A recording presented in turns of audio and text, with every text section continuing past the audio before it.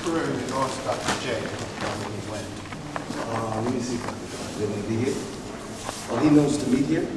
No, but we temporarily. We are here at the Metropolitan Museum of Art for a very special exhibition. And this exhibit is so important because we have never seen so many of these statues, these Nkisi Congo Kondi statues. There's a whole lot of them in this grand salon. And we're here to take a look at it, to look at the traditional art of the Congo, and then to go also and to look at the mother and child images that were made in the Congo, and then also the crucifixes, the Christian Catholic images that has to do with Christianity. And we're going to see that there's certain concepts, basic concepts to do with almost magic. That's the word I hate, magic, but to do why were these made?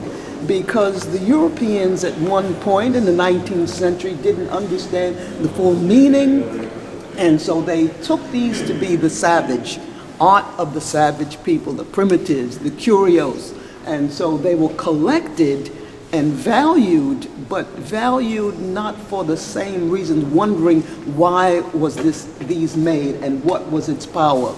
And so what I want to do is to describe to you the concepts, high philosophical concepts involved with these, to describe the cosmology, to describe the judicial system, how these operated in a full manner as arbitrary objects to the arbiter between those that were plaintiff, had a case, and those that came up for how the solution in a spiritual manner as well as a political manner could be reconciled. And then we're going to, after this grand salon, once again look at some of the other images. And so what are the ideas and the concepts of the Congo people? They're in Central Africa, located in the central area near Angola. And this is significant to us because Dr. Philip Curtin had said that 1/4 of African American blood comes from the Congo-Angola area. And so that it's no surprise we had a Congo Square in Louisiana. No surprise that we have the Congaree River in South Carolina. And many of the superstitions and customs that came were people who brought things out, remnants out of what was a full system and operation. So to study some of the disparages between the blacks in the Congo, the disagreements are still some of the disagreements that we have here in America. To discover some of the relationships between male and female and the children, the offspring, that were problems back then, and the resolutions were suggested are some of the same problems that we find today amongst African Americans. And so that's why this exhibition is so relevant, looking at the colonial past and also them coming together for a liberation in a new movement. And yet at the same time, Africa still has today in Zaire, in Congo area, some of the same problems. And so what are these philosophical, I hope it's not too dark to see here, but there's several of these philosophical concepts. One involved with the nails. You see these objects with nails stuck in them. That's a very, very high idea of petitioning nature, to petition God on behalf of the problems that were besetting the people at that time. So that's one thing we'll look at. Another concept is called Kanga, and that has to do with the tying of knots as part of an affirmation for healing or for the wishes to come through. And we know that some of these things existed amongst African Americans. Even James Brown would sing, "Knock on wood, baby." And then he would go sliding, doing a Congo step across, sliding across. Those pure Congo dance movements along with the philosophy. And so that the superstitions of, on the plantations of grabbing a little piece of croaker sack or a piece of corn shuck, creating a kind of a doll and said, oh, pin sticking in it. You know, these were people who were not in the court setting, like these things were in the court, in the public area, arena, to deal with formal cases. And if you're not, you know, a judge yourself, if you're not a priest yourself, all you know is sticking pins to get a result from the spiritual world. And so that's why we begin to look at that, the concept of the knot, the concept of the nails, and the concept of Yoah, the sign of the cross. If you look into the belly casement here, you'll see a cross, equilateral cross, right here. So that's another. There are other concepts in T that I won't be able to talk about all of them. There were many. Some of these concepts I learned from my PhD professor at Yale University, Dr. Robert Ferris Thompson. And then some of these things I learned from Dr. Fukiao, who is a Congolese priest himself, a specialist in these things. And Harvard and Yale and all the people used to travel to the Congo and study him because he had been through the many secret societies in the country and learned these concepts. And then eventually he traveled to America.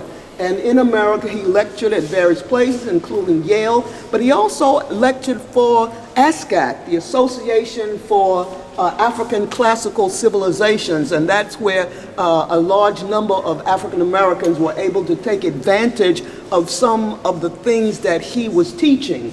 Now, very basic in Dr. Fukiao's, this is the cover of one of his books, and in it, he was telling about the ancients used to talk about the green planet, which they thought was in the center of the universe, you know? And that green planet, they said, was this planet.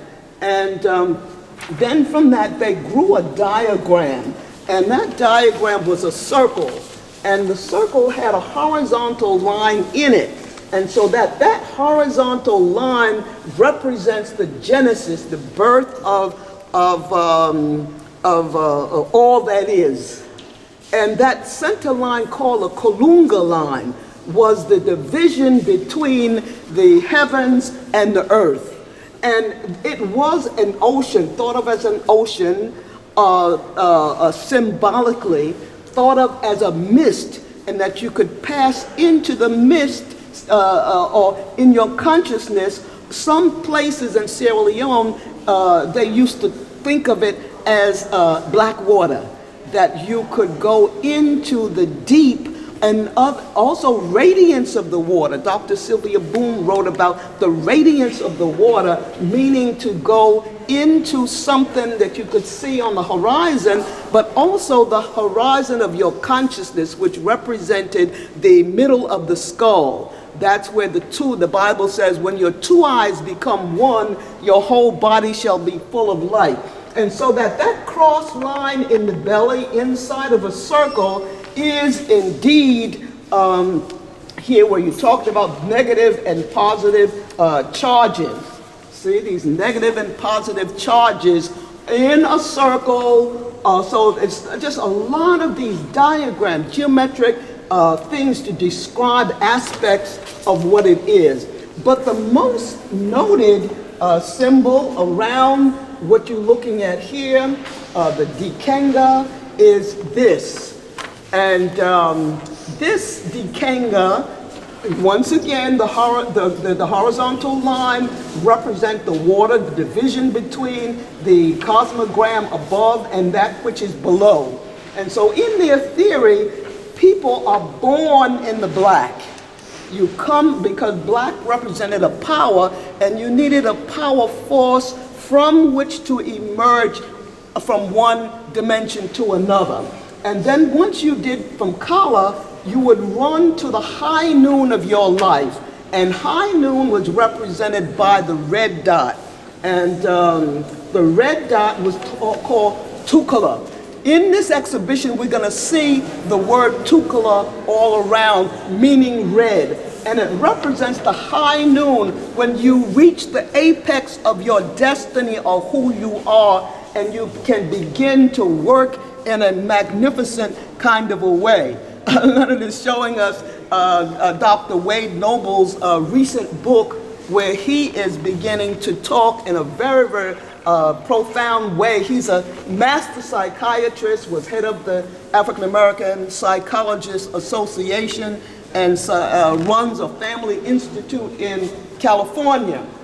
And so to come to the red, when are you at the red point in your life when you have achieved? And some young people are born with a mission they already know, and they are already in the Tukala. The blood, the red, the mission.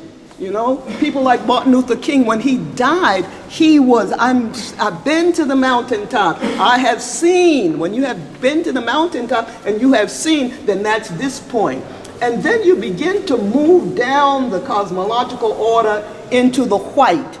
And when you get to the point of the white, you are beginning to kind of like diminish. These are the super seniors that can see kind of like the telescope of what has happened to them over the decades, and life becomes synthesized.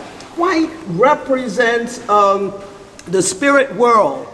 And so white has a twofold thing. White represents death, the loss of blood, but it's positive to Africans. It represents the spirit world. That's why when whites first came to certain areas in Africa, they thought that these were spirit beings, gods come to rescue them. And so that they were easily in love with, and you know, and with that interaction that took place. But as I mentioned, a white has its positive, negative pole, as we've seen the polarities I just showed you. Black also has its polarities. That black is the essence of life and is positive. If you want to purify something, pass it through the black, pass it through the charcoal. If you want to develop your film, you go into a dark room. That black has the ability to absorb light.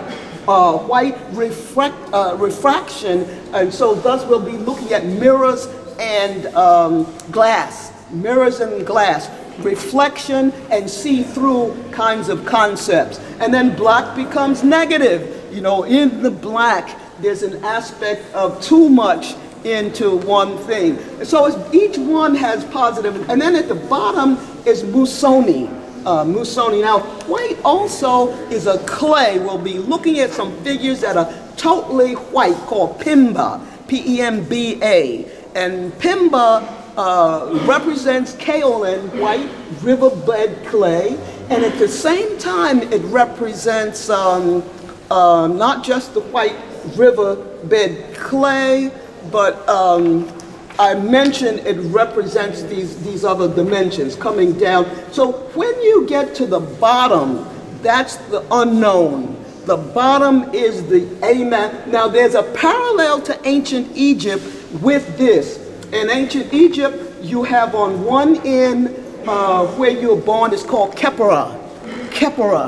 And the Khepera beetle, you look at the top of it, it looks like the skull, you know, the skull of this beetle, but it means coming into being, coming into life, coming into the making of things. And then in ancient Egypt, you move to the high point, which is high noon, that's Ra. And then you come down to Atum, A-T-U-M, or Atem, A-T-E-M. And then you go down below where Musuni is here, and this is Amen. Amen. So that God has the great luminous blaze at the top, and then God is at the bottom. Ra at the top, luminosity. Amen. Let the church say amen. And we remember the passage in the Bible where they were talking about the unknown God. And it looked like, it was ridiculous, they're praying to the unknown. But what it was is the Amen was the unknown factor. You know, we walk by faith and not by sight. That's right. And so therefore this idea that you have to understand God still exists and it's coming back up. And so these are principles that cross racial and ethnic barriers and denominations. That's why we can easily take them from ancient Kemet, ancient Egypt, and re-see them in another mode and another fashion in many parts of the continent of Africa.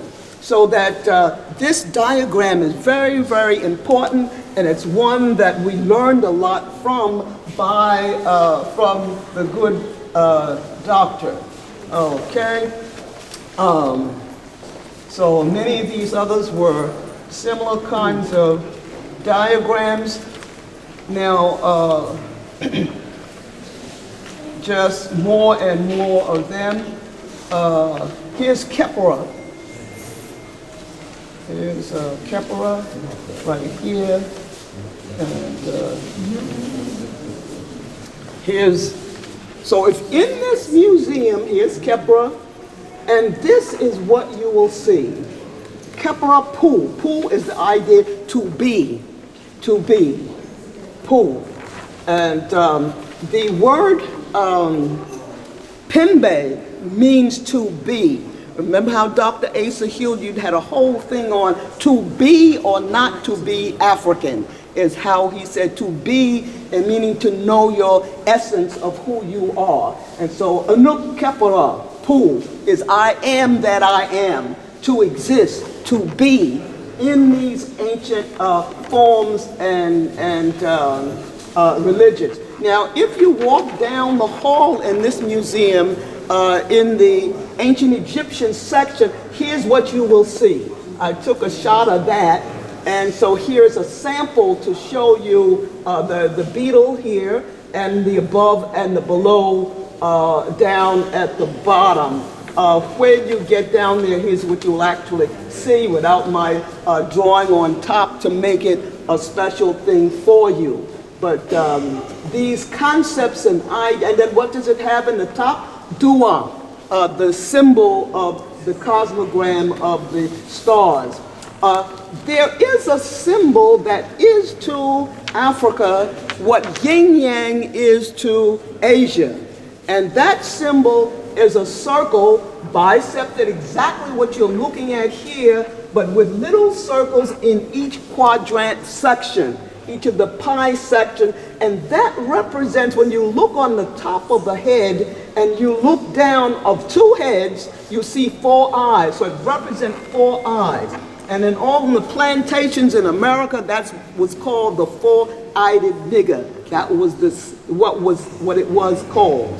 And the idea was that you had eyes in back of your head. Europeans eventually used the term Janus, but cephalic conjoinment was the idea that you could perceive for your own self as well as somebody else.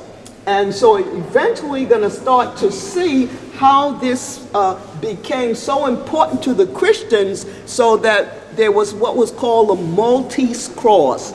And then Ethiopia had its variations of types of cross, because there was, well, we'll talk about that when we get to the section of that. But the idea is really to have eyes in back of your head. And what does that mean? It means to be able to what? Turn back and fetch it. Now, Dr. Foucault had a philosophy that said we walk in 7 directions. To walk in 7 directions. What does it mean to walk in 7 directions? It means you walk forward in life. But you can't walk forward all the time. Sometimes you have to go back and fetch it to find out your history, your individual, do regression in order to move forward. Rituals will help you do this, help you go back. Age grade societies will help you walk back so that you can walk forward. In Ghana, we call it a Sankofa. so that we know once you have certain Pan-African concepts and ideas, you can find the similarities in various spots and places. And so this bird that looks back is one. And in the U.S., we know of the sign that started making it into iron grail work. It might have been certainly a universal symbol, because wherever you are, you start swirling a line, you come up with what looks like a heart shape, and that's it. But we know this to have been done by blacks in the iron grail work in Virginia and in Louisiana. And we know it even in New York, when they found the African burial grounds on Duane Street. These were the symbols that were found produced by black people. So that you walk forward and you walk backward. To walk to the left means that you have to understand your enemies. If your enemies are there, you know, you can't ignore the enemies. You have to know their habits, their ways, etc., or else they will overtake you. You see? And then, of course, on the right side, you walk to the right, you're walking with your friends, right? The people that you assume and you know to be your friends. So you walk with your enemies, you don't ignore them. Remember, Christ had Judas with him and had doubting Thomas with him. So you walk with those who will betray you, come and kiss you even, to give you up to the Romans, or whoever. And then you also walk down. You walk down. To walk down is to go down into the minerals, the mineral kingdom, because we too have minerals in our body, right? We have iron and we have other minerals. You take your vitamins and minerals. And so that we're made out of the minerals, but you're supposed to walk down into the earth, and there you can gather up your roots and things that's down there that you need to have a part of you in as an organic being.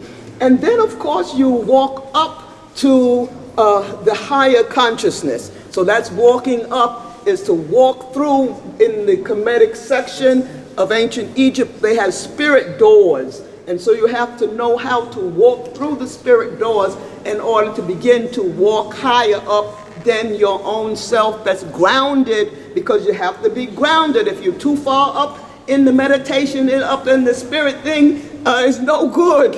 It's no good. You have to have grounding to be grounded. So there are many rituals in Africa to ground an individual. And then, so what is the seventh way of walking? The seventh way of walking is to inside. So when Martin Luther King said, turn the other cheek, you know, he didn't mean to be a punk. He meant that if you have an inner eye, you have an inner ear, you have an inner man, inner woman, then you got to have another cheek. So turn the other cheek is the cheek of the God that's above and below. And so that was the meaning. Malcolm X said, no. You think about kidding me, I'll give you my fist, you know. So you had the two sides. And we're going to constantly look at, in order to survive, where you have to have the two polarities operating in unison. And so the center is what we're going to concentrate on too. The center of because it represents the center here and the center in the belly. If you were to copy from head to toe, they think of this area right here as being the center of your body. It's where the navel is. And so thus, those of you who have traveled to Africa or lived in Africa like I have lived in Africa, been in most of the countries, and lived in the Ivory Coast and Senegal, and my husband too, we would see in the old days. My first trip to Africa was 1960, and I remember so unusual to see the little kids with the navel popping out, but and almost hernia, you know, that's right, thank you. And so that, why? Because it was the philosophy there of the center of the body, you know, just near the solar plexus, or the solar plexus there, as well as the solar in the sky, right? And so you had to relate your emotions and passions from the solar plexus in its rightful order, as well as have the right heart. And so once again, to target something was a way to get to God, right? Because you're going in the inner part of yourself. To target something means you finding a spot and a point on this wood to nail it into the wood. Target it. To target home your thoughts and your ideas. There's one where it said that if you were waking up God, wake up trees, wake up forests, wake up old wood, because God is in the wood. Wake up rivers and wake up sky and listen to what has to be said, because you represent the absolute truth. And so that's why you had a case where a lot of these were created in the 19th century. Why? Because in this area you had had a lot of atrocities. During that time of Leopold, during the Civil War, their ruler, whose name was Alfonso I, when the Portuguese first came down the coast, it was 1441, and then they kept coming, and they were friends with the people, and the folks looked at the white skin, oh, they're wonderful, wonderful, it's fantastic. And so but the time came along eventually when there was a derision, because eventually the people were being taken away as slaves. Now, they had a slave system from ancient times in the Congo, but the word for them, slave, was not slavery like we know it. What it was that in the matrilineal system, the mother was so important that you had to have the mother's blood or her brother's, you know, your uncle. That's why it was so important, and they developed these clans. And after a while, these clans were there, very strong, the foundation of the culture, so that when people were taken and thrown into, if you were outside the clan, that's what was called a slave, because you were outside of the bloodline. And so that Alfonso, when he came to the throne, he said yes for slavery, but he didn't think in terms of the kind of slavery that meant the rape of his people and taking away 1/3, the big catalog done, wonderful catalog done by this museum. Metropolitan Museum did a heroic job. I used to work here full time. In fact, I used to be here 6 times, and you know, I was a younger lady, 6 times, 6 days a week. And so that the catalog starts to tell you, written by Dr. Lagama, and so it tells you that 1/3 of the people were robbed away. And who were they? They were 2 men for every woman. And the age range was from 18 to 35 as the prime age. Others were taken too, but that's what they were targeting, which means that they were taking away, you know, you go out and you look at these young blacks and they're full of energy and this, that, and the other, but they need guidance, right? And so those are the ones you were taking away, and you were guiding them into a system that was like death. But that same system meant that that's who we are. Why you have the Congo River, why you have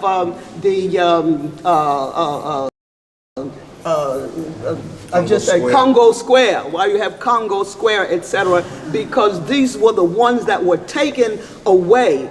And so what was left, we're going to look at what was left, the problem that was left.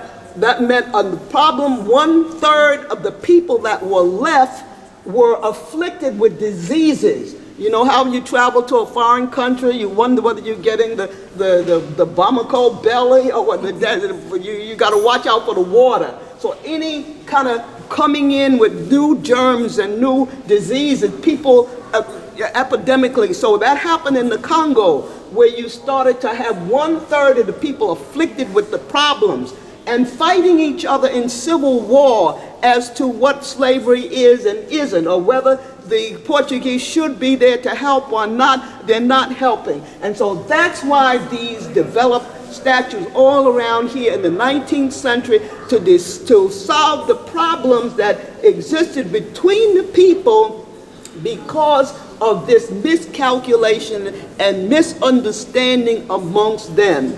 And then the other third of the people were involved in the traffic of trade.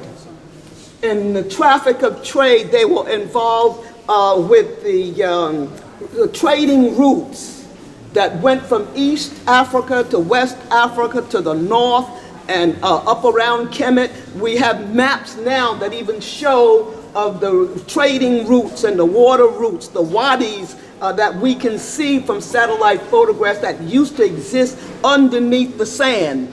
And so that they traded a lot of the cloth. We'll be able to look at the cloth and decode some of the patterns as we go along. But they were just absolutely fantastic in making these patterns. It's like the people in Senegambia that knew how to weave so well that they could weave something that, a basket that could hold water.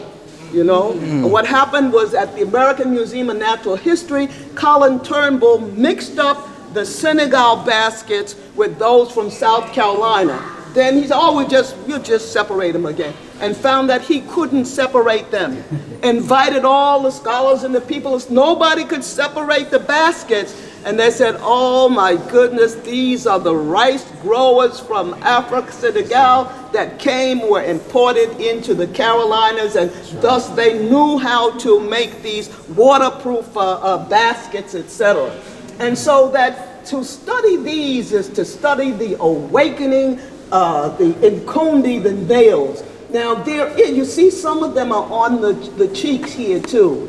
And so to study those nails means that it has a parallel to acupuncture in the sense that not the exact meridian lines that are studied for the target point, but it means that if you talk to people in acupuncture, what are they doing? They say they don't always know exactly how it works, but they know the meridian system and what's the ailment. So you are awakening the spirit within, and the spirit within has the knowledge of how to heal you more than the individual person. And so that could be thought of in reference to these kinds of objects, that God knew how to solve this problem with the slaves and with to keep you alive and keep you coming, and the situation being what it should. Now let's just go around. We have the basic philosophy here, and we can go around, and you can see this one here has the mirror in the belly. You see? Now, some of them you'll see have glass over the eyes. Now, the eyes are, we think, I heard a young lady say that they were porcelain, but I thought some of them also had to do with pimba, the clay, or seashell for the eyes. And the pupil of the eyes, notice the pupil of the eyes is a target point. It's pinpoint, and it represents another state of consciousness. You're alert. Absolutely alert, because we're talking about things that matter. Some of these you will find the pupil dilated, a huge pupil. So it's two types, one on edge and another one dilated, that you can be so relaxed and comfort and knowing things are already taken care of. So here's another one with the belly. So they thought about the belly on top of the head, and who is the name of the cap, and also in this area. If you look behind the glass, what happens is that there are sometimes pieces of rock or pieces of animal. So it's a science. And some of these, the text will tell you that had to do with the curing of vomiting, and totally upset. So what this vomiting, etc., and the need of justice. In other words, things are so bad you know, people get more than acid reflux today, right? And so they get more, all kinds of nervous stomachs and bellies that they're running to try and figure out what's happening. Now this one has the rope to it too, and so sometimes around those ropes you'll find that there are certain ties. Here's another very nice one. The mirror is broken. Many of them, as I mentioned, have the cross on top of the mirror.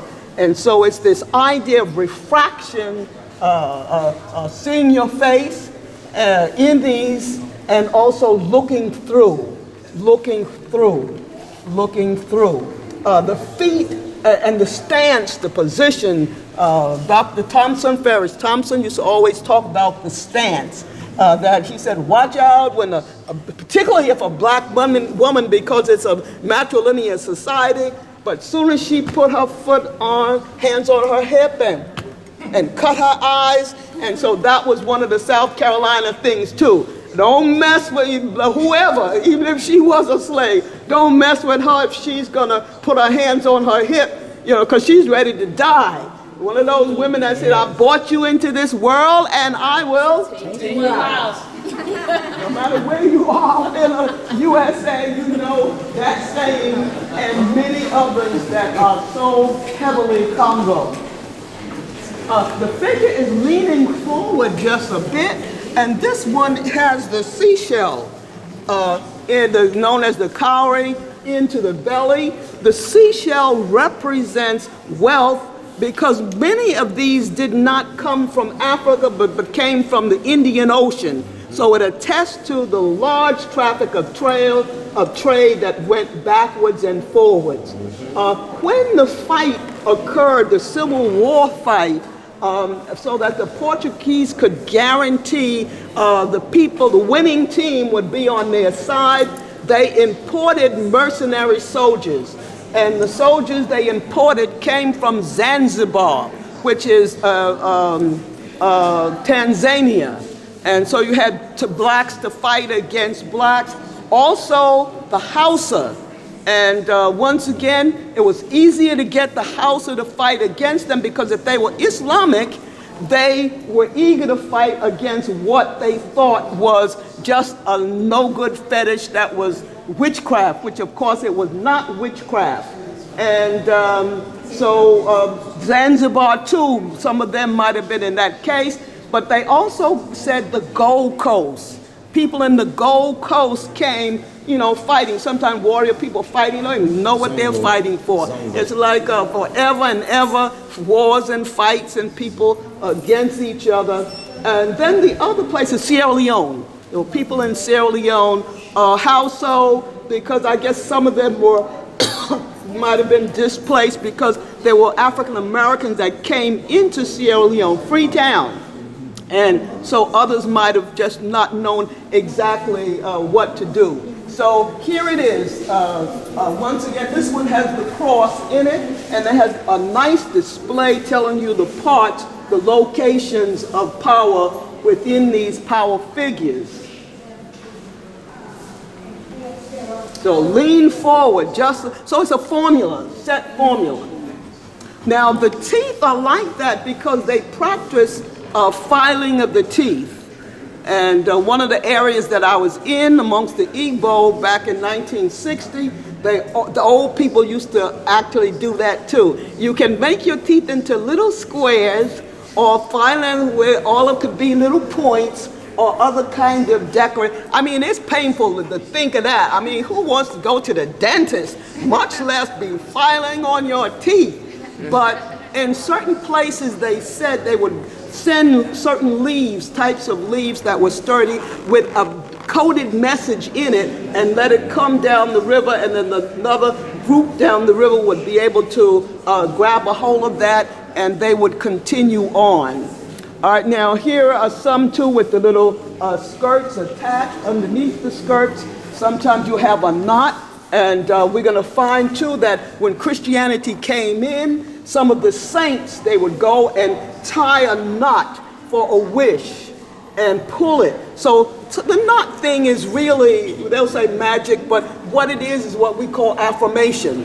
You know, you take your money, if you want your money to increase, like Reverend Ike used to say, you know, you can put a wish over it and tie it, increase, money, money come, put it underneath your pillow. That's what they did during the slavery era, put it under your pillow, and you got, you know, you're supposed to get an increase. Or lover, come back, lover, come back, I love you so. And lover's supposed to come back. Because you put out the wish. Okay, then you have, once again, over here, we can continue to see the various types. Some of these had buffalo hair. Other times they would use monkey hair. I have not known these to have human hair, but certainly in the Ivory Coast, they used to use human hair and also lamb's wool. And so on those ones that dealt with the court, it had hair like lamb's wool, feet like burnished brass, and the human hair was placed on them as well. Okay, so let's take a look again. All of them are wonderful statements.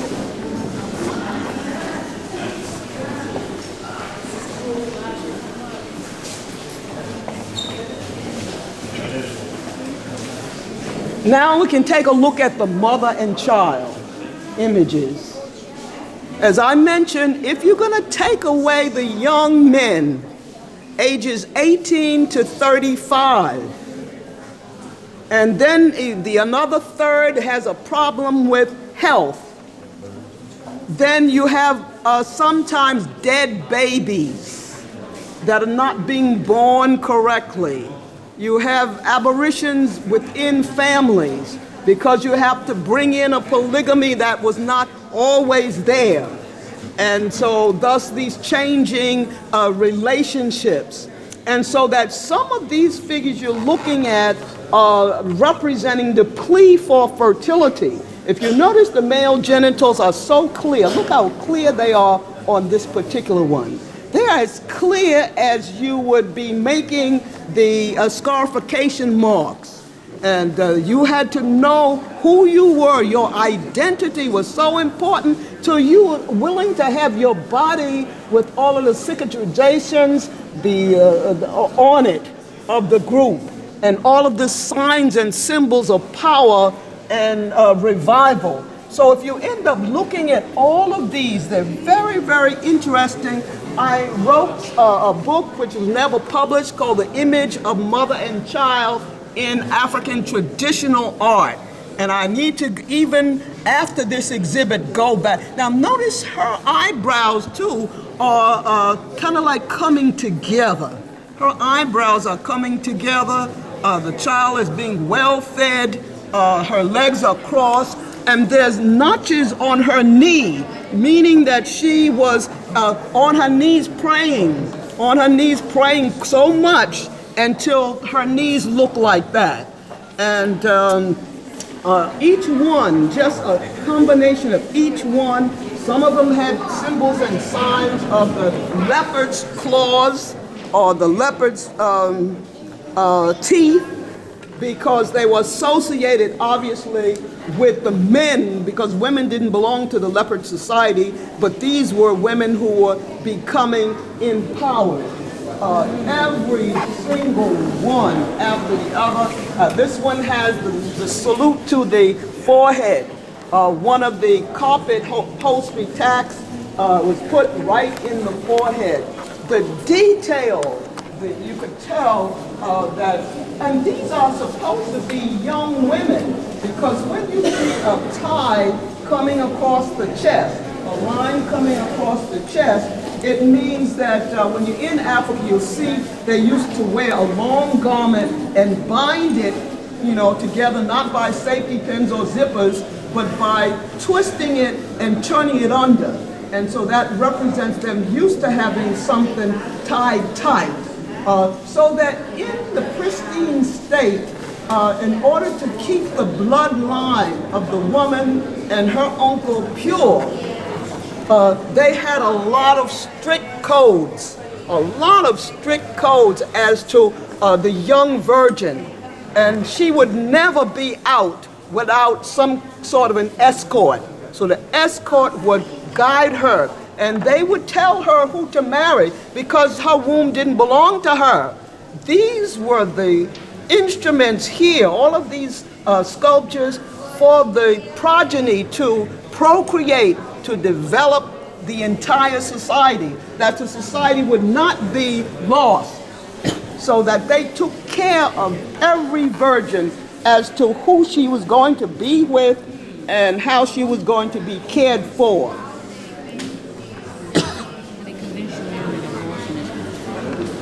Okay. So every single one, some of them have a serious look. Serious look because it's a serious intent. That's not a smile. This is not a smile.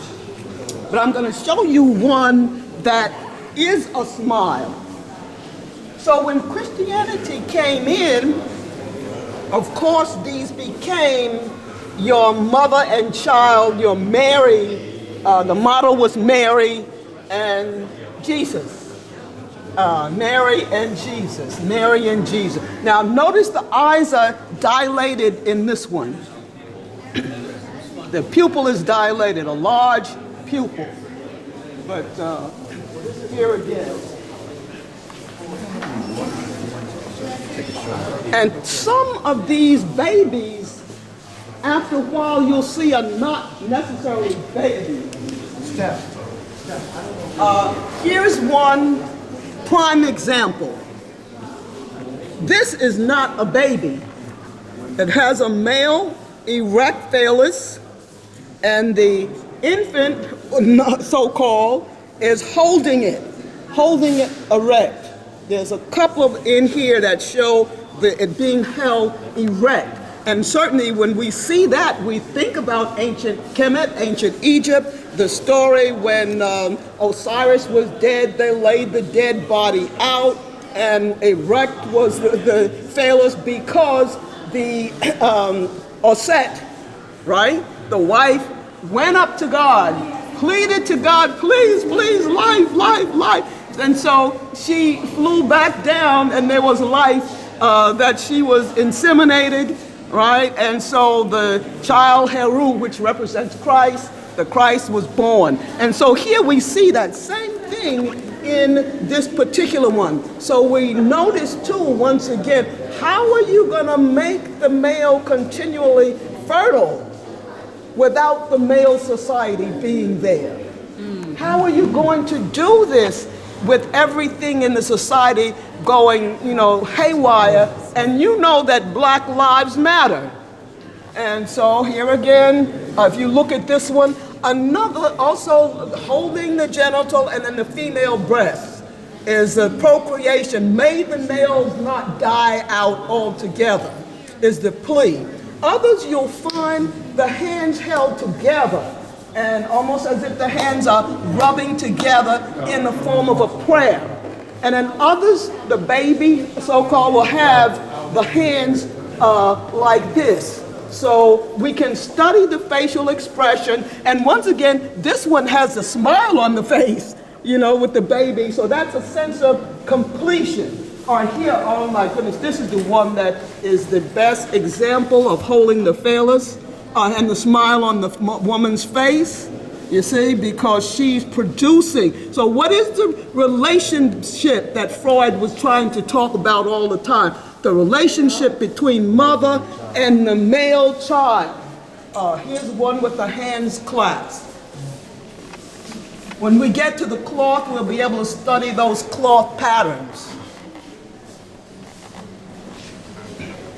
But maybe I'll mention, since I just see so many here that are just so wonderful. Some of them, they're called Zin, Z-I-N, Zen Samba. And Dr. Fukiao gave a full lecture on samba, the word samba. In other words, that represents energy, emotion, and passion. This one, if you study it, is a so-called swastika, if you study that pattern right there. But what does it mean? It means energy, emotions, energy. The male and the female come together in that symbol, and it provides motion. And so he had the whole writings on samba, sambo, rumba, there's another one, rumba, a whole group of these words, and they all were sacred words relating sometimes to some of these patterns and the energy force from them. Now let's move to another section, how they relate to Christianity.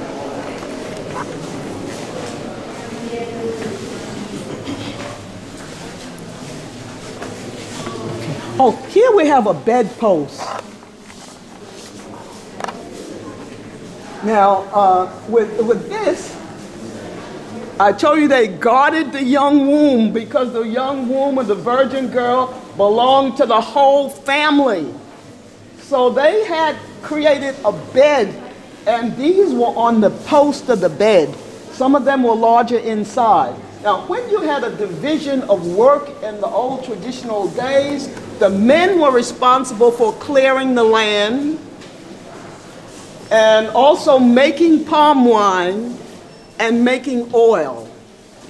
And the women were responsible for agriculture, growing the seeds and the plants, etc., and making the food production. So that here you have a lineup of the mother to make sure, and then the bottle that's here is palm wine. So the palm wine for the young virgin who's going to be on this bed because she's going to get married. So they want this young girl to go to sleep and realize, no, my brother is head man. The bloodline from my brother is what you should consider, not your father. Not, so that the brother, and then this is just 3, but you'll find some of these posts that have much more than that in it. But that's what these were used for. Now, these objects, once again, they're white, so they represent the underworld. And so they're pure figures. Somehow or other, these are not babies either. These are full-grown men, not babies. Once again, who is it? It's the great mother, either the wife of the chief of the entire group, or else this is the clan mother. And what is she doing? She has these little pots. Now here, this reminds me of ancient Kemet, ancient Egypt, with these pots. If you know, Nut has the 3 vessels, the symbol, and then the water signs underneath it, but it's not all necessarily water, it's water or oil. And that's what these are. Vessels with water or oil, or some of the local kinds of discussions say, no, it's just for red camwood or for cola nuts. As you chew your cola nuts, it's a spittoon. But how could you have something that was meant to be so regal and it's just a spittoon? No. So not unless there was something special with the spit, the saliva that they were dealing with. And so the kaolin on the faces in that regards. The tear marks are because when they said in history, one of the great mothers was moved to tears because things were so bad. And at that point, all of the people of the kingdom went running and rushing. I mean, if you get a cantankerous old tough woman and she breaks down and cries, all hell breaks out. You better run and do something quick and fast. Whatever she wanted to do, you better do it. And so that was the concept behind the tear marks on that particular one. This one, is this? this one has the band of the chief on top of her head. Then other people say, no, it's the umbilical cord. Umbilical cord coming from the top of the head. And certain, serpentine-like forms for the energy. Now, here you find, usually they say, well, we don't know who did these. And when it comes to African traditional art, but in some cases they do know. And that's what this was, a particular master that was, his style was known because of the fierceness in the eyes, the high cheekbones, and the way the face came down, tapered down. And so we see that all of these have those qualities, high cheekbone, except those two the eyes are not so excitable like these are. And so there are some too that are very naturalistic, not in this exhibit, but they do exist. And some of these relate to Christianity. Okay, let's move back around.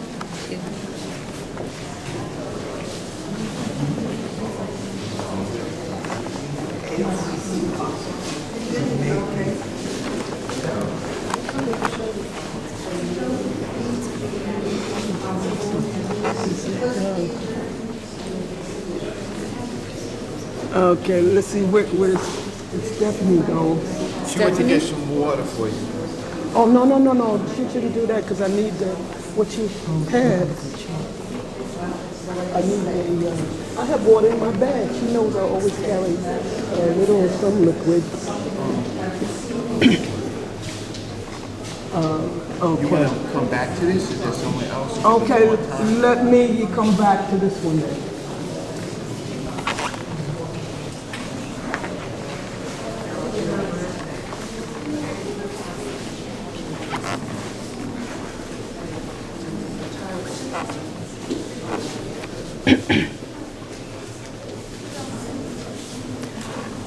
All right, there was a woman amongst them who was a saint, and her name was Beatrice Kempa Vita, V-I-T-A. And so once again, when Christianity came in, this idea of the target point in the center of a cross, the crucifixion is here. And so what does Christ on the cross have in common with the Incondis? That becomes a big question. So all of those nails stuck into those objects, and what is this? Crucifixion. That's right, with nails. So nails stuck into the hands, into the feet, or the crown of thorns are the nails stuck into what? So the theory was to awaken God. I mean, God can't die. If God is God, God can't die. If God is the Son of God, the two of are one in the same thing. So it was a belief that Jesus was God. And so there's just a part of your own self that's God, that's Jesus, that's reaching up to the Father. You know, Father, why have you forsaken me? No, the Father looked down and saw the Son, in that condition, and that was his plan, idea. He couldn't stand it, so he went round down the hill and resurrected up to true life, where the two could become as one. So this resurrection theme that we saw on the Cosmology, coming from down below, Musuni, going straight up to Tukula, right? And crossing the crossbar. That is the Congolese traditional belief in awakening into resurrection, going up to the Godhead. The Congo traditional belief going straight up the vertical line and regeneration, renewal, and the nails stuck into objects, nails stuck into those objects. when the Portuguese came down and showed them pictures of Christ on the cross, they were converted right away. There was no time. They knew, said, no, this is our philosophy. This is our story. And we could tell you. And so that indeed was the case. And so that the theories, and they got along very well, you know, in the beginning. It wasn't until Leopold came and the country was raped, where you had 10 million people raped out of this area, so that 80 times bigger was the Congo area than the country of Belgium. So you can realize that they were really taking all of that wealth to build a nation, an empire that was called the Netherlands. But when the Christian cross came in, they took this very, very easily. And they began to make even images that look like the Africans. You can see the larger lip, the phenotype, and these are the phenotypes of the people in the area. Now, this is one of Saint Anthony with a child, and it represented this black saint, Beatrice. There's a whole book written about her, and she claimed that Jesus was black. They end up burning her at the stake, though. You know, burning her at the stake. Well, Joan of Arc, they burned her at the stake. Why? Why did they burn Joan of Arc in France at the stake? Because, well, she was there and she helped them win the war and predicted what to do to win the war. A great hero woman. But when they put her, ask her on the stand, kind of like, why? Oh, how did you come by this wonderful, wonderful conclusion of what to do so we could win the war? She said, God told me. Those men were so upset they burnt Joan of Arc at the stake because God's not supposed to talk to women, only men. And so too was the same story with this black saint in the Congo. Her name was Beatrice, and she didn't have children, so she wore this. And here was the friars, you know, the Franciscans. They had a secret society that was very strong.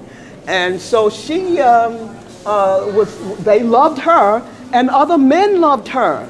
And she said, Saint Anthony, who was born in Portugal, he said, he lives in me.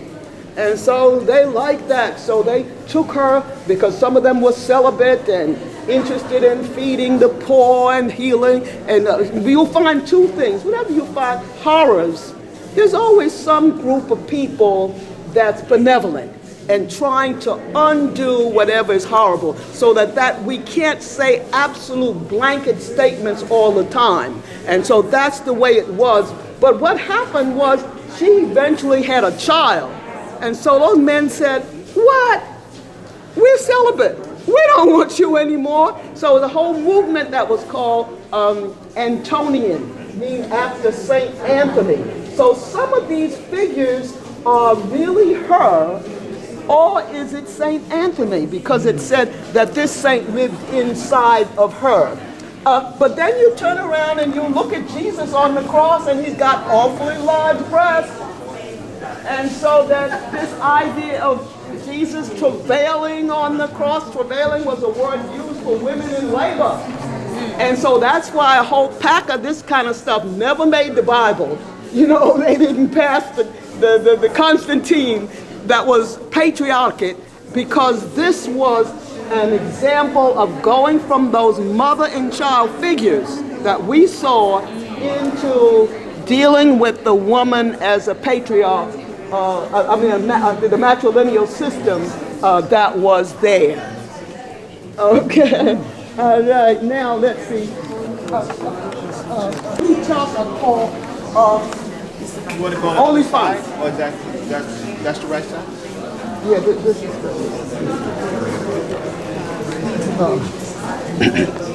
okay, so you can just hold those back. Now, you will find sometimes a baby, you see, a female one with a baby in the sack, or sometimes in the belly. in the belly portion. You will also sometimes find what looks like Christ on the cross, but it's a female and her offspring, you know, amongst these. A female and her offspring. It's a female. So those mixtures in a time before women's liberation was a problem. Now here you find these very carved, wonderful carvings, and they show the story of the enslavement, people being taken away. So as you move around, you'll see some of these can be very vicious. You'll see people locked in chains, ropes tied tight around the body. You will find some of them, I even have, this one has the caduceus symbol of ancient Egypt. And so that's why it's not unlikely with traders. Here you can see it blow up. Here's the caduceus symbol of ancient Egypt. And the wings right on here, a blow up of this very section, the second section on the tusk. That's what this is, a blow up of that. Then you have others like this that show terrible scenes. You know, it will show a what looks like a goat demon having intercourse with a pig. And then you have what monkeying around with horrible things, and while others being chained and carried away. There's one here that will show you even a man with a cutlass at the split behind of another man. There's one that shows is that the largest? Okay, I have a larger one. Here's here's I have a larger sampling. That's a larger sampling, showing you all of this monkeying around with strange pigs and strange creatures at the bottom of it. And there's one that even show what looks a serpent biting the head of a chicken off. And meanwhile, the slaves are interlocked with their arms, a horrible stuff. And so the serpent is coming out of the neck of the chicken, and here's the cutlass. The man is covering his eyes, but he's got the cutlass at the rear end of the other man, and horror. But then we remember Hieronymus Bock, you know, in European painting. So to paint hell was not unlikely in these things. So what were these done? So the people that were, these were bought to put in their homes. It's like when we saw the movie, what movie was that? Django. Oh my goodness. And you had to sit there and watch blacks killing blacks. And so it's that viciousness. And so that's why these Christian crosses were so important, because it represented a crucifixion, a real gruesome thing that happened, but for what? For the elevation of the soul and the consciousness of people, no matter what race, ethnicity, or color they were. And so Christianity, the only problem here is that this was Catholic. And so those Christians that are today who are Protestant, they don't go for all of this Congo Christian stuff because it was Catholic. And as you said before, Christ on the cross being a Mary, worshiping saints, you know, worshiping her. The women used to come with little ribbons and tie up their wishes for healing and put it on the belt of this saint, you see. And so in Christianity, there's a belief, no. You can go directly to God himself. Get on your knees and pray. But of course, we also in sanctified churches like Church of God in Christ or apostolic churches right in New York City, they say, no. You go directly to God, speak to God. And we still have intercessors, yes, but we don't necessarily pray to ancestors inside. And so you can take it or leave it as to what your belief is. But she stopped, this saint stopped and started to take down the crosses. And she was a believer in Jesus Christ. But what she had against it was that people thought of them too much as ancestors and worshiping your mother, worshiping your father. In some cases, people need that because your mother and father, if they were sacred people, then you too are, they're intercessors for you as far as the Catholic Church is concerned. But the Protestants said, no, it's a different mode. These bands that go around this are called Zinga, Z-I-N-G-A. And in some literatures, it says that it means time. In one of these, it will show Jesus stepping across the time and space line. Those bands are called Zinga, time and space. And this one here, right here, it shows Jesus stepping across. Why? Because Jesus can move from heaven to earth, hell if possible, and come back up. And so this idea of Jesus being supernatural and being God, showing Jesus that walked on the water. If there was a storm, right? He knew the storm was coming, and he sent those disciples, of course, there. He knew the storm was coming, but he knew that he was master of the storm. And very often after you do something supernaturally wonderful, like feed the 5,000, right behind it is a storm in your life. So, and then you have to know who's supreme, who's the Father. So here it is. This case was most unusual. You see the serpent coming up the one of these. I have some parallels in ancient Egypt where the same thing happens in the underworld, but we'll leave that for another day and another time. Time and space, and this modality, movement.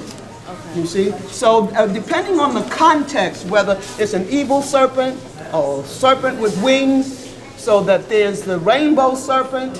That's positive, and then there's a lower serpent. But I do want to let you know that there's one cane that's made after this style that was in the Americas. To let you know that this style came with the Congo diasporans, and this one shows Abraham Lincoln freeing the slaves. So while these show slavery, this shows us, and at this little spot there's a slanted table, and Abraham Lincoln is standing there. There's a slave breaking the chains, and the words that mentioned there are talking about he's free. This was 1865 to 1900 is when this was done. And then here's the cross of Christ on the same cane, and here's the slave ship. There, so that... what publications do they come from? This one is at the Brooklyn Museum. Okay. So if you want to see the original of this, you can go to the Brooklyn Museum, and it's here. So no, it's not here. So that we didn't get it for this, but it was done by the Augustus Healy Fund, okay, and of the Brooklyn Museum. And the other...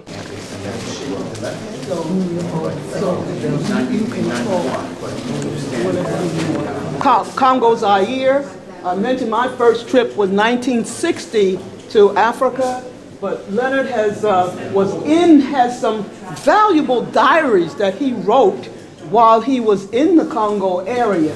And so that we see the exhibition begins with King Leopold talking about him. And I mentioned that while I believe in talking about positive and negative. So we began to talk about a lot of positive things about the Congo cosmogram and how they interacted with some of the positive things of Christianity.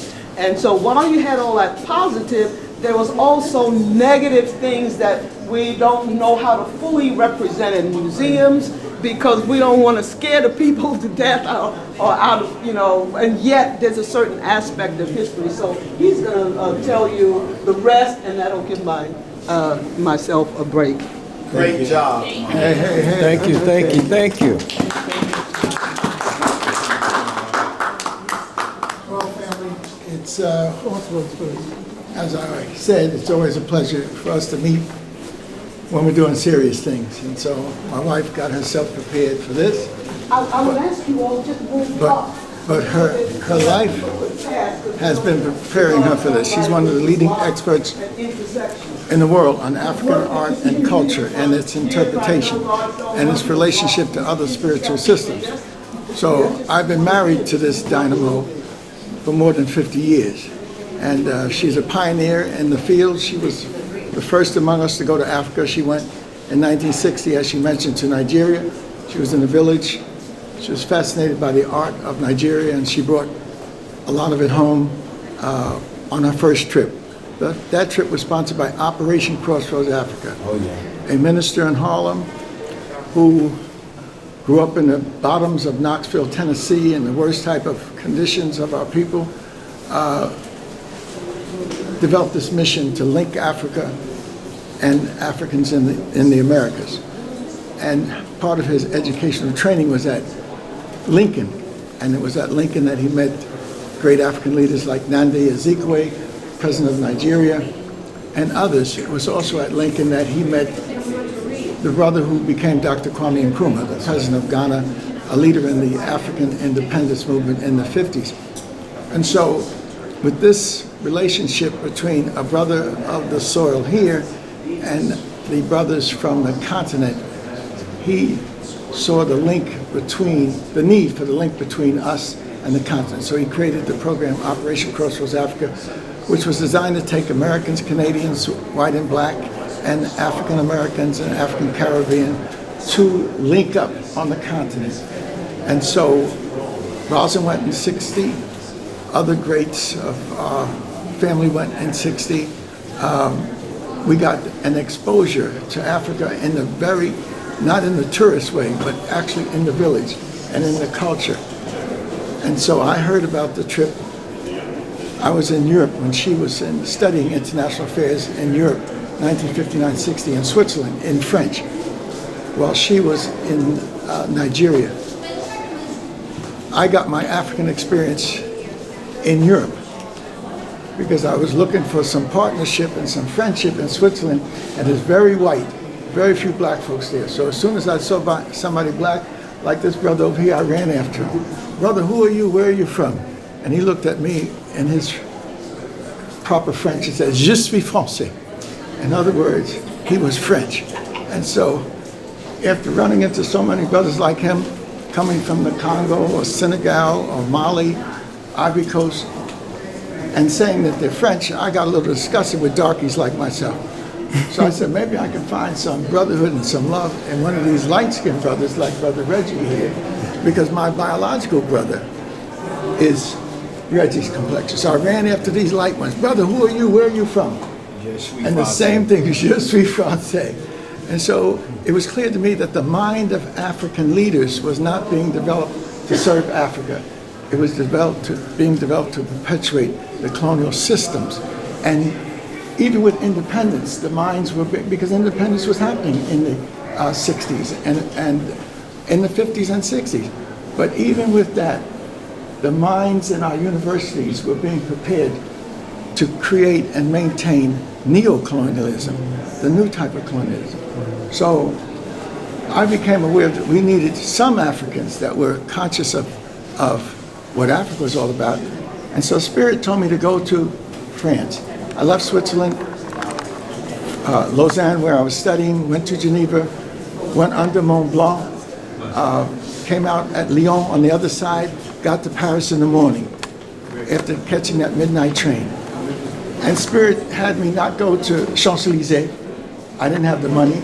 I wasn't into it. It was an African establishment put together by a family of the Diops, Madame Diop and her husband, Alioune Diop, established a library, a printing shop, a cafe, a salon, a publishing house. And it was there that Africans, led by Alioune Diop and Madame Diop, began to understand the need for African culture, African political development, African scientific development. And so that was a great experience for me. I met one of our greatest African leaders at that time. Alioune Diop was mentoring Dr. check1 Diop, one of the great minds in the history of the world, our modern day Imhotep. And in 1959, I purchased his first book, which was Les Fondements. Black African, basically. That was the English translation 14 years later. But at the time I purchased it, it was Les Fondements de l'économie et politique et culturelle de l'État fédéral africain. In other words, he was conceiving of Pan-Africanism and the unification of Africa's economics, politics, and culture. And so he became one of the great Pan-African leaders from the French-speaking areas, alongside Dr. Kwame Nkrumah from the English-speaking areas, alongside the great brothers from the Portuguese-speaking areas. So the foundation of the new African nationalism comes out of the super exploitation of colonial Africa. And the premier exploiter, a name that you should never forget, is Leopold II, Leopold II. He was the leader of Belgium. As my wife had said, the Belgian Congo, the Congo, is 80 plus times larger than Belgium and 1,000 times richer. And this is the irony of the European systems, European American systems. One man was allowed to claim this enormous region in the heart of Africa, one of the richest regions in the history of the world. One person. That's inconceivable for African peoples. The Pharaoh doesn't own anything like that. But the European emerging predator capitalism allowed this one man to have control of the richest part of the human environment on planet Earth. And what did he do? He super exploited. At least 10 million people were destroyed in this Holocaust. This is the Holocaust before the Holocaust. And everybody knows the Holocaust in Europe, which was the Nazi Holocaust. Nobody knows the significance and the devastation of the Holocaust experience in Africa by this little nation, Belgium, and by a Belgian leader. And so we need to know this history, to know the devastation. Congo is now going through hell with millions of people dying. The root of it goes through this process where their systems were completely disrupted. They had an understanding of the deity, they had an understanding of spirituality, they had an understanding of the ancestral realm, and so they created their systems of stability, which my wife was trying to explain. But they had to deal with the most devilish, diabolical scheme conceived by one man. And so, and this was at a time when they didn't have the machineries that the later Holocaust victims suffered from. So this is why we have to control our history. I've devoted my life to African history, claim to be one of the leading experts on African history and culture. But my wife was saying that I've been to the Congo, but there's many Congos. There's the Congo that the Belgians colonized.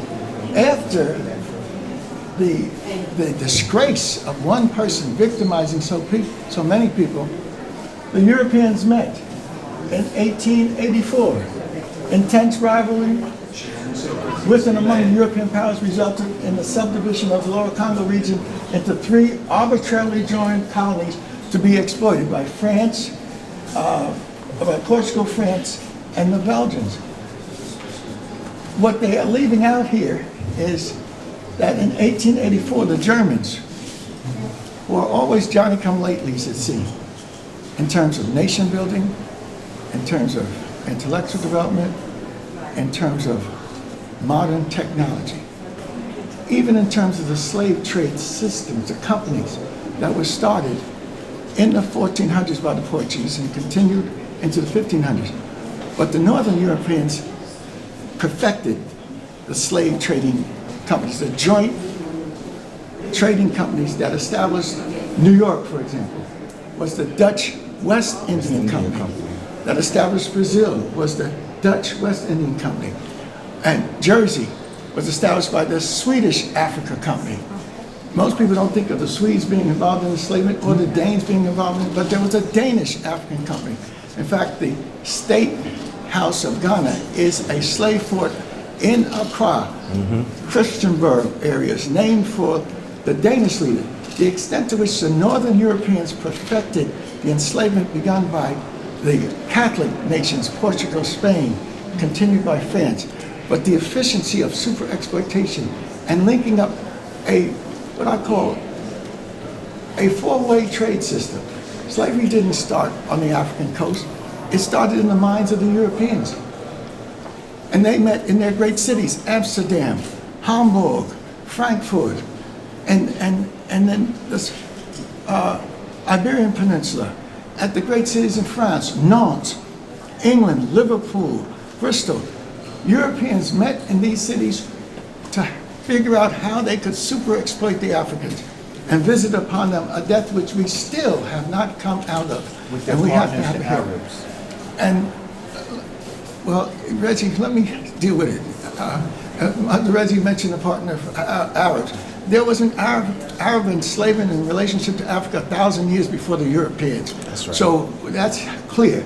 We're talking about those Europeans who were God-fearing, those Europeans who worshiped the Catholic Church, those Europeans who prayed every day to ask forgiveness and for heaven. They were involved in the most diabolical thing. The Catholic Church was involved. The Catholic Church, the popes gave the cyclicals, the bulls. That's ordered by the Pope. And the popes, when the Europeans so-called discovered the New World in the 1400s, there was a conflict between the discoveries. Portugal discovered some, Spain discovered some others. So they went to the Pope and asked for the solution. The Pope said, I'm going to divide up the world from the North Pole to the South Pole. Give the western part to Spain and the eastern part to Africa. It's the most ridiculous system of the division of the world by a spiritual leader. And so the legacy of struggle around slavery and colonialism has its root right in the Vatican. But when there was a Protestant Reformation in 1915 and 1517, you would thought that a new consciousness of the Europeans would come, because it grew out of the corruption of the Catholic Church. Luther and his attacking the corruption of the Catholic Church led to the Protestant Reformation.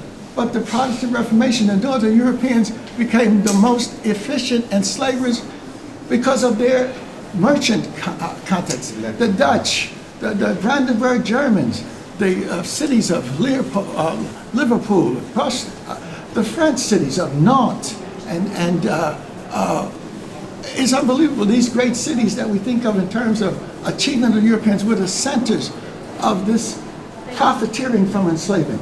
Capitalism and slavery have to be wedded together because they emerged at the same time. I have a whole process of dealing with what I call systems. Everything is systems related. And the most important system is economics. Economics is your creative potential. But in order for unique economics to profit you have to have politics. Politics is the management capability, like economics is the creative possibility. But then you have culture. Culture tells you what type of economics to devise and who to do your politics with. So the emergence of slavery produced capitalism. In order to manage this new type of capitalism, this new type of economics, which was a long way from the feudalism of Europe, you needed a political structure. So the nation state was born, not the kingdoms and the other religious institutions. The nation state that was a merchant state. The examples were set up by the Dutch. The 7 provinces that became the Netherlands was an example of the merchant state. Their sole existence was to super exploit. And so the Europeans, in following this example, northern Germany, Hamburg, and those cities became part of the nation state. When we think of Amsterdam and Rotterdam, we think of the artists that were produced. You don't know that they were controlled and produced by these slaving companies. New York itself, Wall Street, this was a Dutch possession. New Jersey was a Swedish possession. And they didn't come for freedom, justice, and equality. They came for super exploitation. I'll have to give another deep lecture on that, but I want you to know where I'm coming from. The Catholics started it in the 1500s, 1400s, 1500s. The new Europeans in the North who wanted power in this four-way system that was started by the joint companies planning to go to Africa to induce African trade by any means necessary, even if it meant delivering rum and other liquors to create in the Africans the desire that they were trying to induce to set up markets in the so-called New World. So it was a perfect storm hitting Africa, but it wasn't conceived by African chiefs. It wasn't conceived by the king of Ashanti. It wasn't conceived by the king of the Congo. It came out of this European exploitative mentality that had hundreds of years in feudalism. That's right. And then after the feudalism where everything is controlled, even the woman's body is controlled. The lord of the manor rules in feudalism. That's right. And they used to have what they called the right of the first night.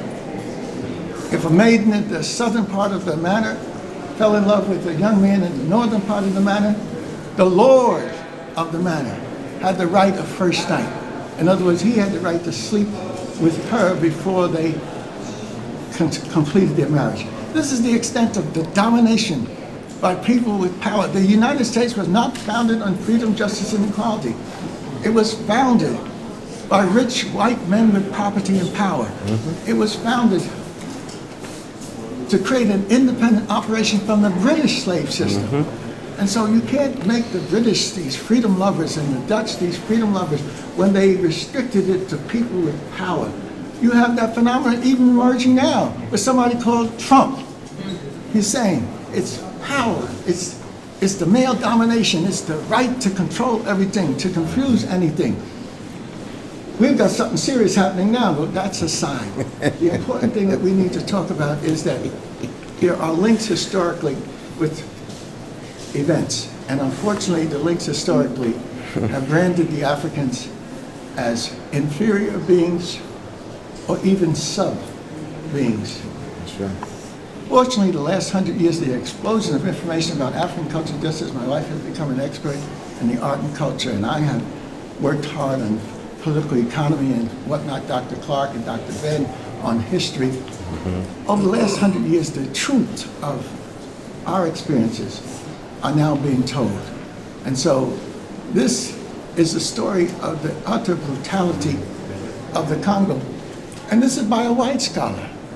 The writer... And the catalog to this exhibition, so we had to give thanks that people had the sensitivity to bring up the truth. Because we can't hide it. We've got to understand certain people have been exploited beyond exploitation. And ours was not the normal trade and domination. It was a dehumanization. And so it is that we have fought. And it's, thank God we have the spiritual consciousness that you see in the Congo art and the Nigerian art and the Dogon art, that our people are hooked up spiritually. So we don't see, if we wreaked revenge on those who have oppressed us, like the experience that we've experienced, there would be chaos. Chaos. On the planet. It's true. But because of the deep spirituality that African people have, which is in the manifestation of this art, that has allowed us to move to higher ground, even in our struggles in the United States. I did want to mention that the Europeans, you got to put the blame on all of them. Some of you love Queen Elizabeth I. She was a slaver. She had her sea dogs, Sir Walter Raleigh, That's right. John Hawkins, and others that she knighted That's right. for their pirating the enslaved money's gold and silver coming from the Spanish America. And so you have to see that who is guilty. You can't put the guilt on us who have protested. You can't put the guilt on Africans who were victims themselves. Well, the Africans, our good friends, Henry Louis Skip the Tooth Gates, Well, the Africans were involved. Yes, but the system was conceived in Europe. It was perpetuated on the Africans. It was maintained in the so-called discovery of the New World. And it existed for hundreds of years. And so we're trying to come up out of that. And luckily, because of the spirituality that the Creator has given us, we're allowed to even have an exhibit like we have here, and to be able to look out without the viciousness or the hate. But we have to search for the truth. 1884 is a date you can't leave like that, just that. It was not the question of intense rivalries of European powers. They met in Berlin, the Johnny-come-latelys, the last to put up a slave trading company with the Germans in 1682, the Hamburg Company. But the English got involved in the 1670s in setting up the Royal African Company to improve on the efficiency of slave trading that the merchants to Bimini and Guinea had in 1660s. 1649, the Swedes wanted to be a part of it, so they asked the Dutch to come to Stockholm and help us put the Swedish African Company together, because the Danes in 1637 had those same Dutch and others go to Stockholm go to Copenhagen to put the Swedish company 1649, the Danish company 1637, and then the Dutch developed the East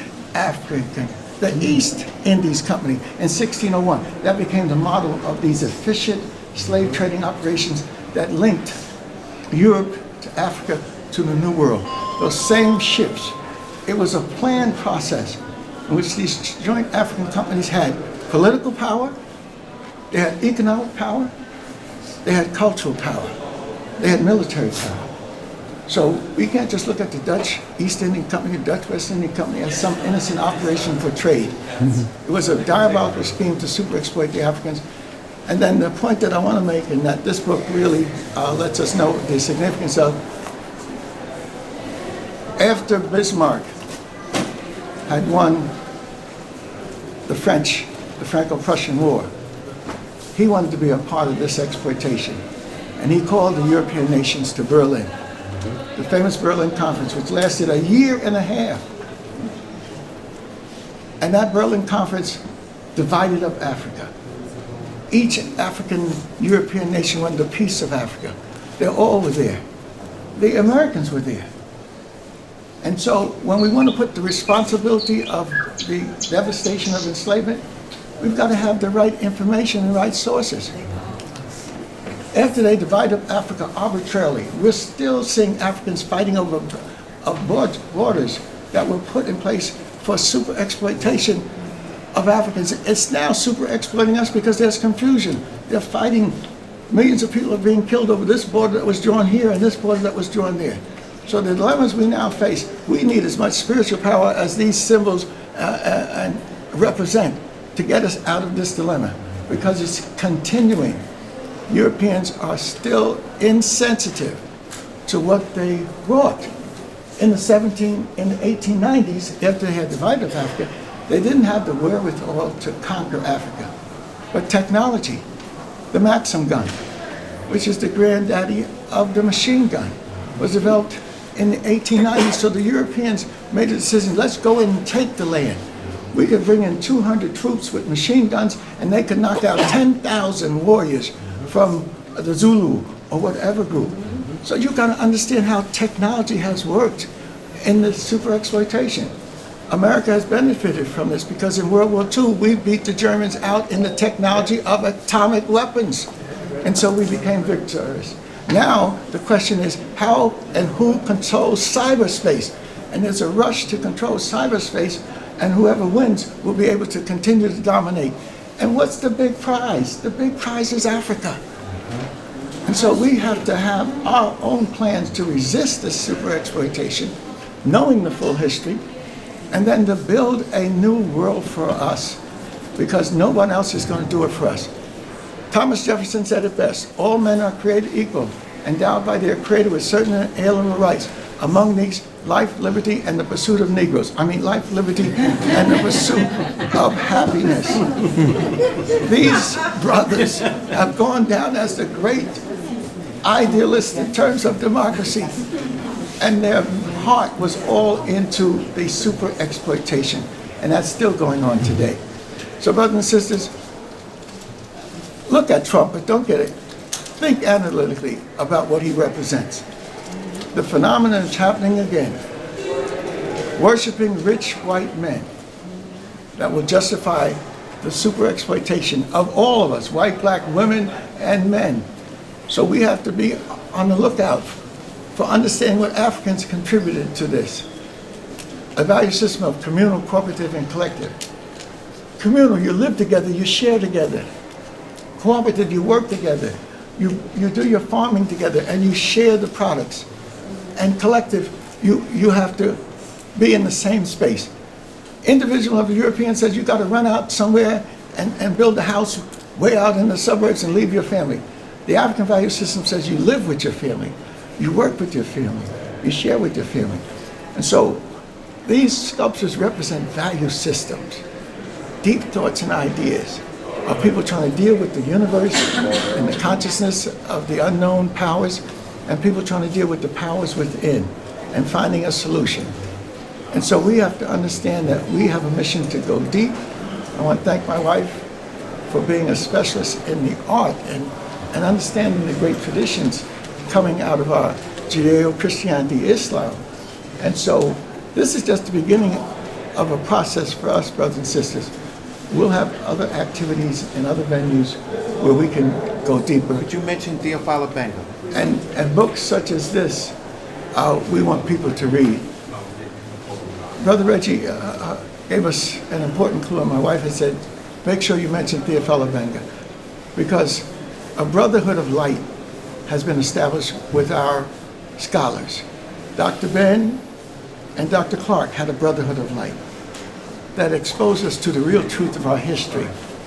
Dr. Diop, one of our great minds in the French-speaking areas, had a brotherhood relationship not only with his mentor, Alioune Diop, but with his partner, his younger partner, Theophilo Benga, who came out of the Congo. And these brothers, educated in the French tradition but appreciating the knowledge of the African traditions, have led the way in bringing to light where we need to go and what we've been through and what are the plans of the future. Theophilo Benga has helped us with the Black Studies programs in America. Then he's gone to Paris, he's worked with Diop. His last great mission was to build a Pan-African university in the Congo. Not the Congo, Kinshasa, the former Belgian Congo, but the Congo, Brazzaville, across the Congo River. And so great activities are taking place to help us resolve some of these enormous problems. And we have a right to be angry. We have a right to be mad. However, madness and anger does not build. It does not achieve what you want. And so if we're going to be mad, yes, and then put that aside and then start coming together to build. In the African tradition of communal, living together, cooperative working together, and collective sharing together. And so my wife wanted to bring you together, and I'm glad she did. Bring her over so you can stand together. I'm glad she did. So that you just don't look at the sensationalism of this art and see it in one dimension. You need to see it as part of a spiritual system that was devised in order to help people move to higher ground. Not to super exploit others, not to create war machinery that can devastate others, but to move collectively to higher ground of spiritual development. Theophilo Benga is alive and well. Check out the Diop. We lost him a few years ago, but the works that he produced, everybody should have. Everybody should have Civilization Barbarism, which is the great work of Dr. Check Anta Diop. And all of these fellows are schools of knowledge. And then some people who are artists, who are musicians, who are creative, have made their contribution. And one of those that my wife just mentioned is the Brathwaite family. And that includes several brothers, including Kwame Brathwaite, artist, photographer, And Alambe Brathwaite, he shortened the name to Alambe Brad. And these are young brothers who were raised in Harlem and Brooklyn and the Bronx, and they've made their contribution. Alambe, Presidents of countries. right, Alambe particularly to the African independence movement, particularly in Southern Africa. He was so honored for his work that the nation of Namibia brought his family to the anniversary last year, to the anniversary of the independence of Namibia. So this is a little guy who was an artist and a creative genius, but he was a leader in the revolutionary struggle that is necessary to overthrow oppression. So, Any final words? no, Dr. Diop's work and the other great scholars, they represent schools of knowledge. And you not only need to read their works, but you need to study their life.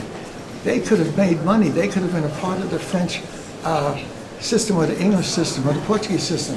But they said, no, it's too corrupt, it's too materialistic. We need to develop a humanistic system so that this great work can be, that we have to be about, is not a destructive process. One of the persons that should be mentioned at this time, he's a mentor, an extraordinary individual.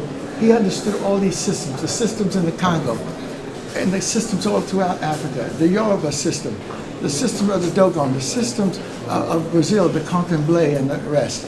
And this brother, a European American, was so into the African traditions that he would declare, I should have come on this planet as an African, but since I didn't, I'm going to master the African. And that was my wife's professor at Yale. And his great work, among others, is The Flash of the Spirit, the African and Afro-Asian Art and Philosophy by Robert Ferris Thompson, who was Rosalind's teacher and helped her get a PhD at Yale. So it's about knowledge. And if you pursue it and pursue the truth in that knowledge, it can produce positive things. But if you don't have the truth, then you'll be caught in what I call a paralysis of analysis. You'll be making the same mistakes that have been made. And Frederick Douglass said it best, and I leave you with these words. If there is no struggle, there is no progress. Those who profess to favor freedom yet deprecate agitation are men who want the crops without plowing out the ground. They want the rain without the thunder and lightning. They want the ocean without the awful roar of its many waters. This struggle may be a material one, it may be a moral one, but it must be a struggle. Power concedes nothing without a demand. It never did, it never will. Find out what any people will submit to, and you will find out the exact measure of injustice and wrong which will be imposed upon them. And these will continue until they are resisted by either words or blows. So we're asking everybody to struggle. It's not a black-white thing. We got to struggle for the highest level of human development. And it's ironic that it can come out of people who have been pushed out of the human race and who have now moved themselves back on the world stage and are looking at our history and our culture, our ancestral mottos in order for us to develop a greater day and a better way. Thank you very much, brothers and sisters. Closing words, Mama J? Stand with your husband. Look this way, please. Thank you.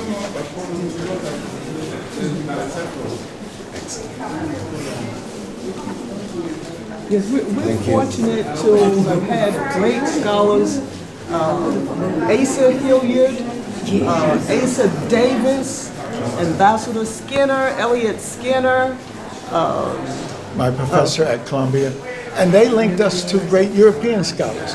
Basil Davison was one of those who led the way in opening up the African truth. And Dr. Clark took us to him at the Manning Conference in London, and we interacted with him. So it's not a question of black and white, it's a question of integrity and truth.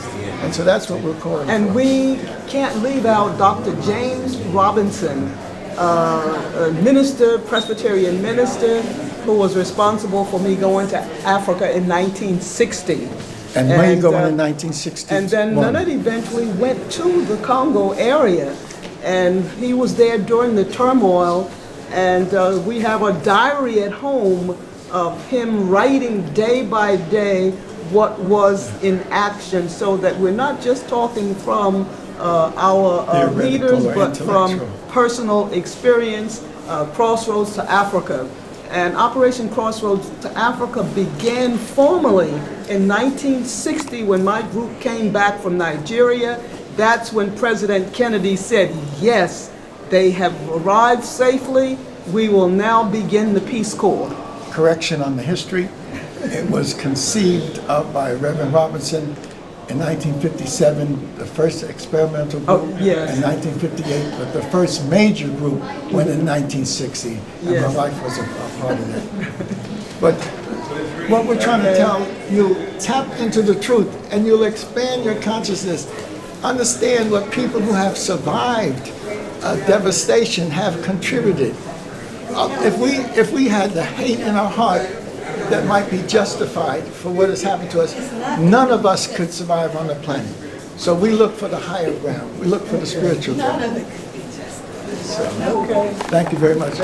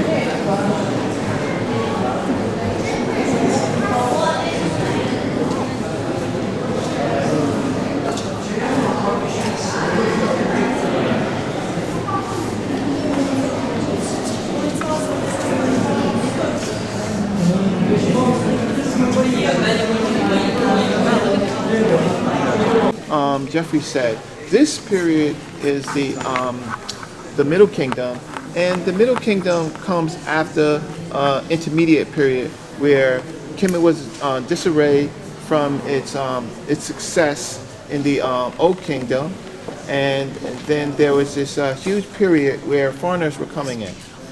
So when the ancient people of Kemet got their footing back with Mentuhotep, they began to reformulate a new renaissance. And you hear these words like Wahem Masut, which is the many, many verbs. So here you'll find some of the finest exact writing of the Meta Neter that you will be able to see. So what we're going to do is they have some stelas here that are from all over the world, right, in this exhibit. So this is usually an offering. This particular piece right here is an offering, usually with the Hotep Dinar Sut, which you can see right here. That means offerings to the king, because all funerals were funerals of the state. So it's offering Hotep Dinar Sut, right, to a seer, Lord Asir, Hotep Dinar Sut, Lord of the Asir, and he is part of the city of Jeddu. You see the Jed column, the hand, which is D and a U, Jeddu, right? And then it starts talking about the offerings. So one of the things that we do, thanks to Black Studies at City College in New York, bringing in Dr. Riketi Amin, and bringing in ASCAC, they have allowed us to learn the ancient language of the Meta Neter, so that we're not just looking at the captions, we can actually look at and see who some of the figures are. So I'm just going to show you some of the major pieces. They have a incredible piece of the Sinwar set boundary stela, and this stela is Nasut Sinwar set. And this boundary stela is important because they always talk about the fighting between Nubia and Kemet. And it was more about boundaries. It was more about, you have your space and I have our space. We're not going to invade you as long as you follow the rules, and don't invade us as long as we follow the rules. So it was a brothership. But they make it as if Africans were fighting the Africans, but it wasn't about fighting Africans. It was about an agreement of boundaries and empires and statehood, right? And Sinwar Set, his family is noted because it was him that became Sesostris to the Greeks. It was him who helped the Greeks understand to get out of their feudal and get into a city formation, which is the key to government. So this is an incredible period of African Renaissance here. So let's look at some of the pieces that we can see. And where there's Meta Neter that I can read, I will read it.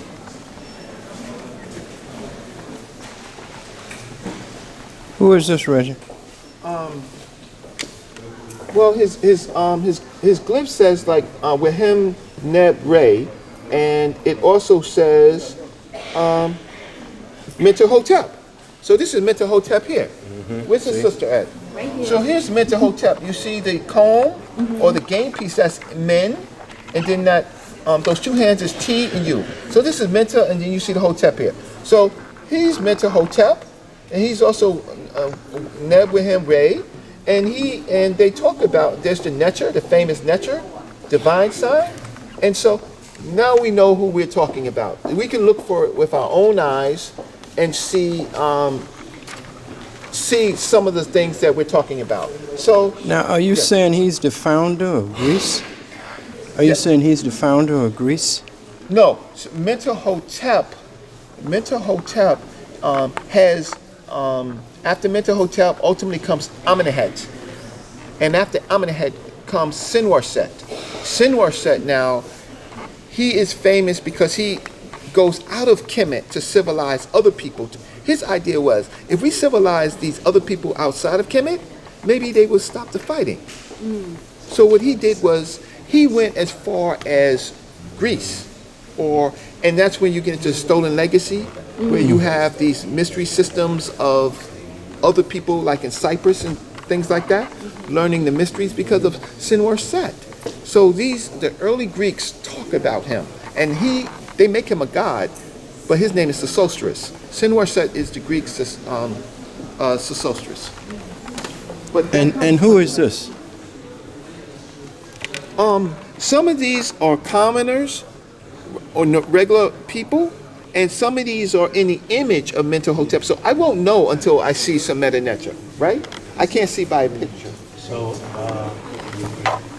from him. Sinwar So Set, he went out of Egypt. That's They correct. didn't come into Egypt at that point. no. he went out. Of Egypt. He went out to other places because he's one of the Nasuts that were incredible with warfare. And his idea was to stop the fighting by going out and trying to civilize people. So we will see these So classical... the Greeks at one time, I'm sorry, the Greeks at one time were part of Africa and they left, because everyone was in Africa at first, right? No. And everyone left Africa and Well, had different... Yeah, in different parts of periods of humanity, yes. Everybody at one point were human, and everybody, and I mean everybody was brown and black, right? Right. At some point, right? Right. But you have the Caucasus Mountains up on top, Mm-hmm. right? You got any people clapped up into, into the warm ice age, right? Right. And so you have people changing and transitioning Right, right, phenotypes. right. So then they march down. So there becomes an integration of phenotypes, not races, but phenotypes, Mm-hmm. meaning, me and Clemson Brown has a study on the Neanderthals, right? Right. Where there are other bloods in the human, there's humans and there's Other human species. beings. They're different species. Right. So those people have the most Neanderthal. However, there becomes a fusion because humans can intermarry and have children from each other. But the major point is you have a integration of culture between two groups of people. Okay, so I don't want to take the Jeffries too long, so let's go. This is a traditional Hotep D Nasut offering. You always see this. This is Nasut. This is Hotep. Nasut, Hotep D. Give offerings to that the king gives. Right? Nasut is the king. And then you see Osir. You see the eye in the stool? That's Osir, right? If it was a set, you would see the half circle. And then you see Jedu again, because one of the things is this prayer has been around since early times, since at least the 3rd dynasty.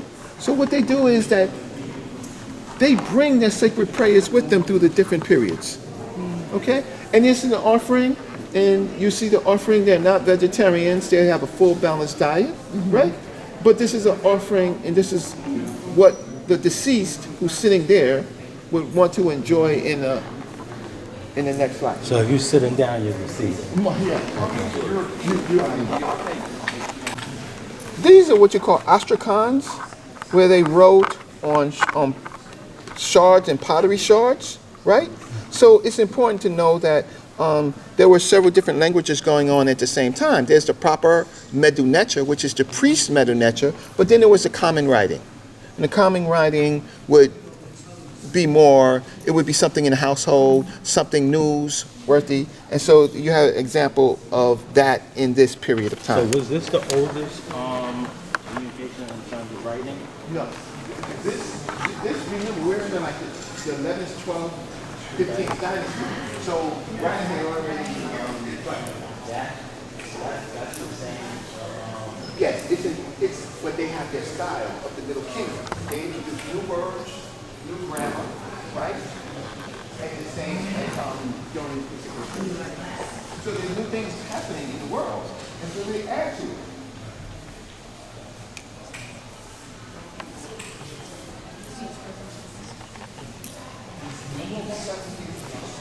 And he is sitting, and if I say, choose I'll tell you his name. So his name is, wow. He's got a lot of stuff going on. I cannot read in red. So that's one of his names, and the other name is Nice hairdo he got. Esotep. Yeah. Esotep had red. So those were the name, and he's definitely a Nasut. So I didn't see a proper name like Metropolitan or Symbolism because they have a Sarah name, they have a Nasudini name, they have a golden horse. And do they have rest or signify No, just a different posture. It depends on the format of it. No, the other one has the... Yes. Yes. The upper and lower.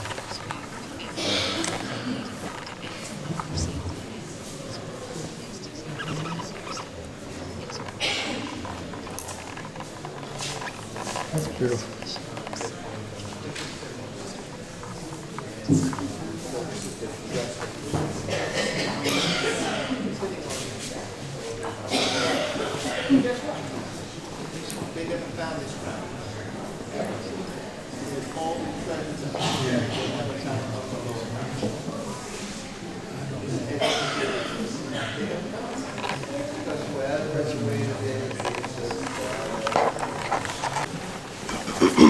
So this dress headdress which you could call the headjet, right?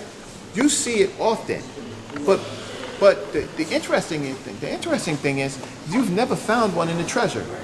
That's true. You've never found a real headjet, upper and lower crown, in all of the treasures of Egypt. It's as if it didn't exist. So it's like whoever's wearing this crown is the son of God, right? And then it got so fantastic that the Pope had to create himself one, the Ottoman Turks had to create themselves one, right? But this treasure, this type has never been found. And you see the third eye. Snake? That's a Yeah. snake. That's there? Cobra. What's that represent? It represents power, but it also represents consciousness, the third eye. Okay. Being able to see, being able to lead, being able to perceive, right? Because that's what a cobra does. He sees before. He knows exactly what you're going to do before you do it. That's right. So he has So forethought. it's not just any snake, it's a cobra, okay. But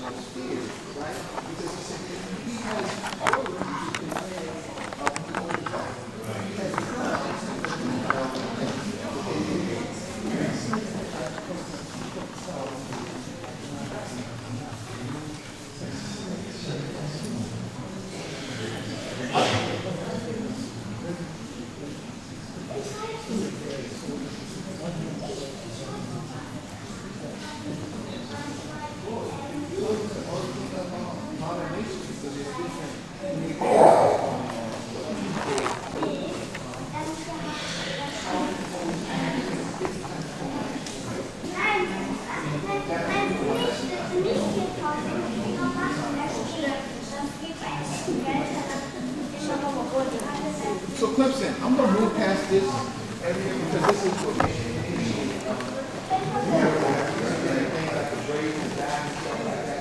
this is heads without the body for the most part.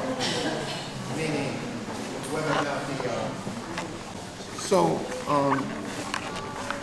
so remember I talked about Amenemhet and I talked about Senwar Set. Yes. Right? So Senwar Set comes after Amenemhet. Amenemhet would be his father, and you see him with his garment, but his garment is the same as a modern masonry garment. So he's showing you his craft. So and you see his formation. So Dr. Jeffries was saying to me before about different postures that they would, but he is well taught. He's showing that he's a master of his science by the type of garment that he's wearing, right? You see the triangle garment? Mm-hmm. So he's showing you that he's not only a soldier, but he's an enlightened soldier. So is he one of those individuals that went away, that they took at the age of 7 and kept him for 40 years? He's been training from birth to be the Nosut. Okay. And one of the important things about being a Nosut, which is important, is that when they finish their rule, they go to the afterlife.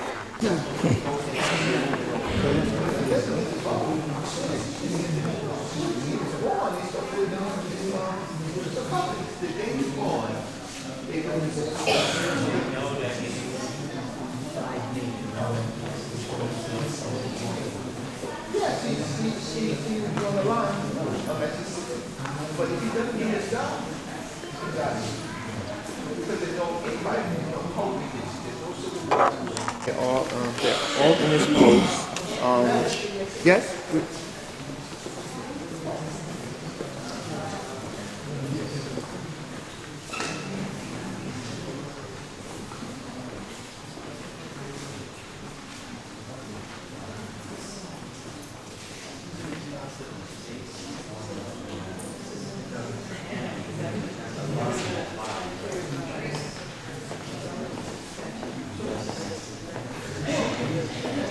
So all through Kemet, you will see this figure, right?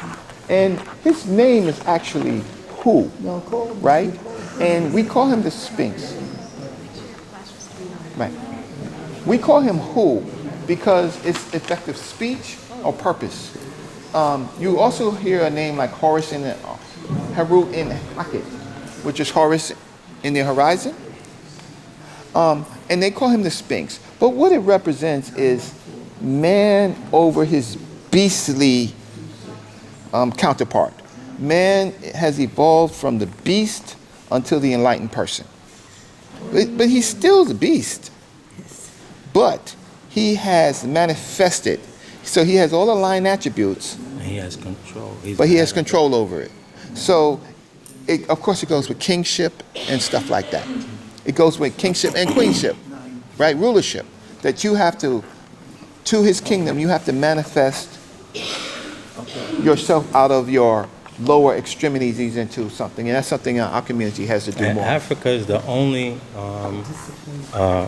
continent that has those type of structures, right? No, Greece and outside that, you can go to New York Public Library. They have taken these symbols for themselves. Right, but I'm saying we originated that. Yes. That comes out of Africa. Yes, it comes out of our concepts of humanity, and we shared it with the world. But then every other civilization people takes it for their own to create their civilizations out of the birth. So you have all these groups of people coming into Kemet. You have the ancient Canaanites, the ancient Hebrews. Later you have the Muslims. You have the Persians. You have Alexander the Great. You have the Romans. You have so many people coming into ancient Egypt for its to give their own places golden ages. So all civilization's golden ages came out of ancient Egypt. I mean, I don't know if we can stay, but I can show you some major pieces here, and then we can leave.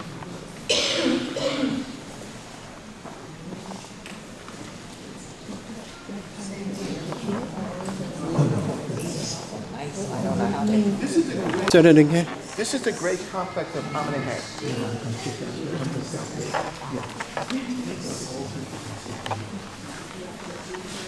There's all complexes in ancient Egypt for the North, so it's on a grandiose stand. However, when the Middle Kingdom came into formation, they needed to build the civilization up as fast as they can, and so some of the things from the Old Kingdom they had lost, right? So the pyramids in the Old Kingdom were built with these incredible bricks, and they seemed to be manufactured like cement. But they didn't have the time and the energy to build that, so they started building with mud bricks. So the whole complex was built with mud bricks. And guess what happened? The whole complex failed. So that's why you don't see this the same as the Khufu, Khafra, and Menkaure pyramids, because they all fell. It fell. And so these are when they say the building became, how can I say, mud brick in this particular period, because they thought that it would hold up for the ages, but it did not. So this great treasure collapsed, and you will see it on one of the walls, what it really looks like. And you'll see it on the sides. But this is Amenemhet. So there was still pyramid building going on, and some of the other smaller pyramids would be his queens, storage houses, and other nobles. And there it goes right there. You see it collapsed right there. So it's in ruins. So There it goes right there. There it goes right there. So it looks just like a mound of rubble, and this is that mound of rubble right there. In its glory days, where it was polished. So the other pyramids that's there now, they were built before or after the Kingdom? The grand pyramids that we still see, they were built earlier in the Old Kingdom. Khufu, Khafra, and Menkaure. Okay, sir. This one, they tried to turn That's correct. Oh, granite. And they changed the material that they used, Yes. and that's why it fell. Yes. Remember, Egypt was reformulating itself in the Middle Period. It wasn't as strong as it was in the Old Kingdom. And they used different building materials. This looked great in the beginning. It looked great, but it just didn't last. They didn't test it over the years. So, question, you ready? Do we know about how long they last? Certainly by the time Going inside pyramids is not a pleasant experience. We stick to the one we went inside. See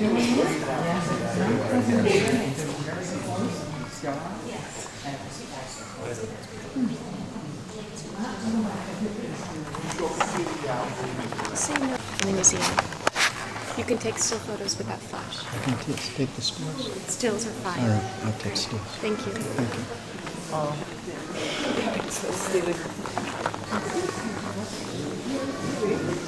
So here,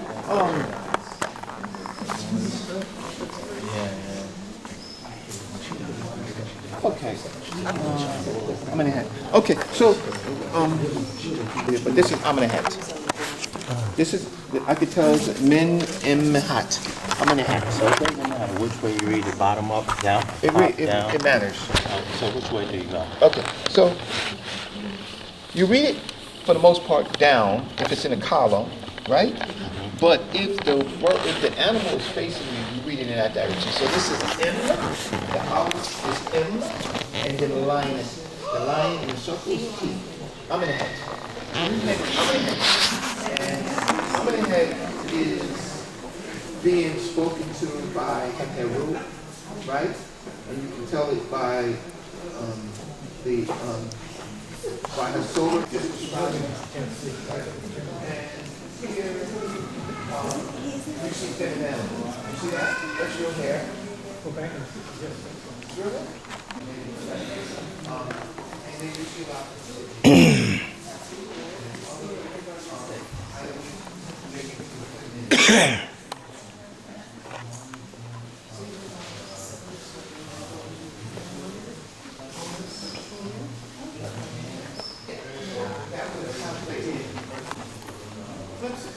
Yeah, I'm with you. I just wanted to get a few pictures. Yes. this civilization was for the beauty of the family. So we don't have a civilization where men are dominating women. Women are on equal par, just different roles and responsibilities. So here is a waist bead. This is a full counterpart of earrings, bracelets, ankle bracelets, right? Plated with gold. So ancient Kemet is an African civilization that deifies both the man and the woman and the family, right? But the beautiful thing is you see that we're talking at a very early era of, but look at the fine art of the jewelry, right?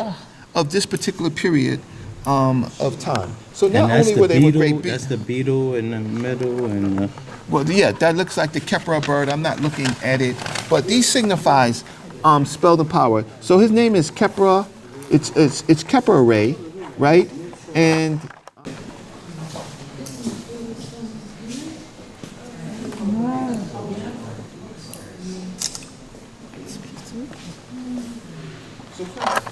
Mama J's tired.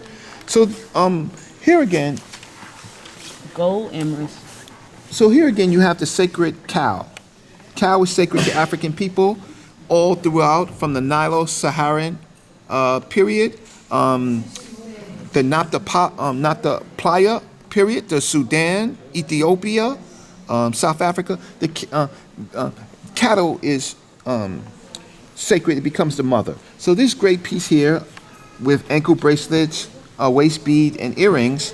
Again, Kemet is a civilization that deifies the best in men and women. and where you see a cow at? Right there, conjoining. You see the locks? Oh, okay. Right? Okay. Okay. So signify, yes, symbolically. Here, I would start to read this. You're waiting on Rosalind? No, she's not coming on time. So, Okay, begin. So, this stela is a stela of someone in the kingdom, and he's under the rule of the Sarah Mentuhotep, right? So we know that this is in the reign of there's the Nepti, there's the Shmitai, the two lands. So it says life, Horus, the two lands, upper and lower, Nepti, right? And then you go on to, and then it's the Norsitibidi name, which is a title of the king, and then it says Sarah Mentuhotep. So we know we were talking about that. And then we have this phrase that talks about being the Lord having, there is in a set, some seat or the woman a set, but most likely is the seat, and then is the heart. So this person is talking about himself. He's pouring out his heart. And he is saying, some of the other things that he is saying is that he speaks, he's good speech, right? And then there is the name of the language itself, Medu Neter. Medu Neter is the name right there. Where's When we that talk at? about Medu Neter. Look at the.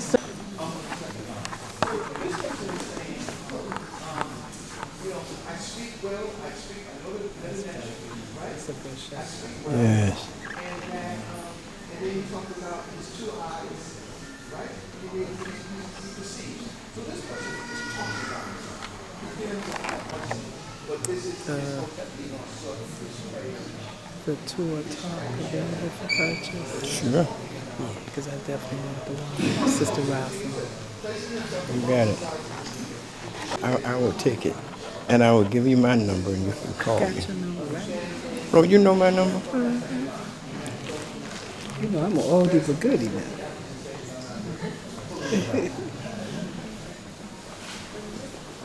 I think this tape should be about $20. with well-proportioned people, right? And so either he's a MER, an overseer, or he is some person who is in charge. What is this thing? Okay, let me see if I can.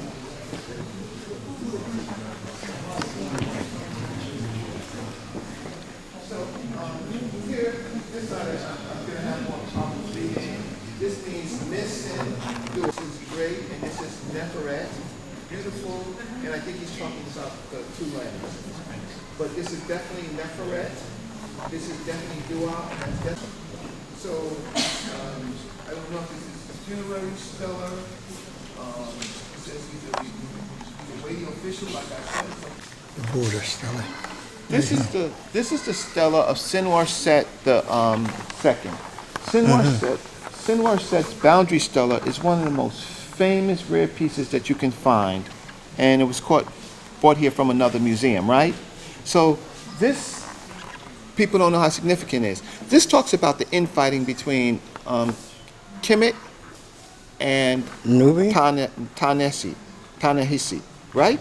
And it was a dispute between territory, and that both countries were trying to create their own statehood. So a lot of people categorize their relationship as slavery. No, it's about governance and state power. So this stele was actually put at the edge of Nubia to let them know, don't cross this, right?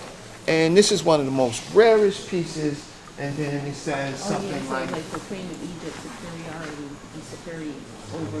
That's right. Don't cross this boundary. And then you see the top, the Bayadet, the Horus Bayadet, and then it talks about who's talking, and then you see his title, two lands, and you see his Nasut Bidi name, and he's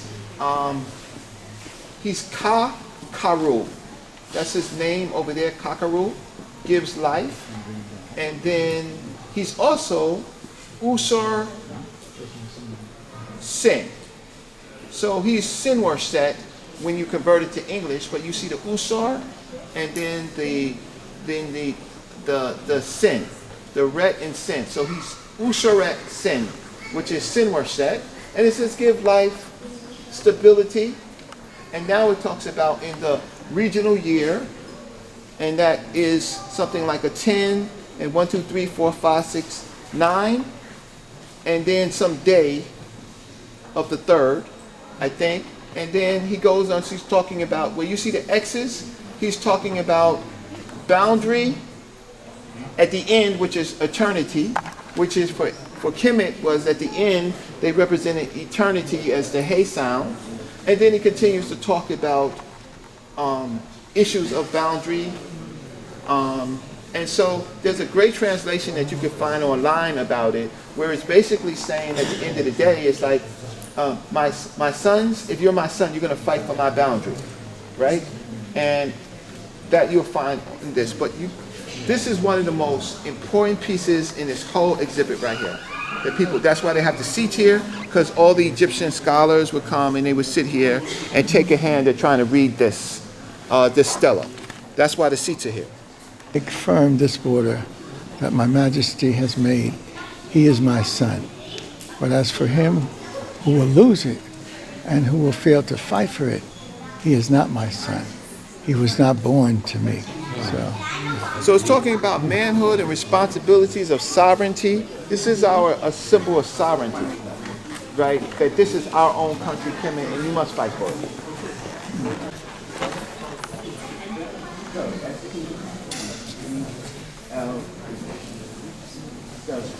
That's at home. That's a flat. Flat with a duplex, right?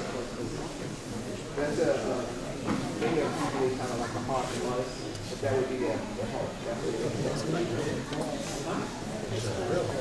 a man.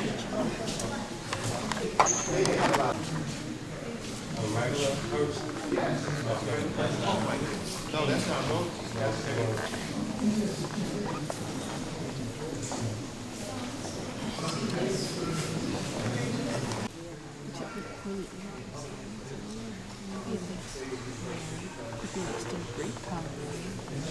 Look, he had a little kiwi too.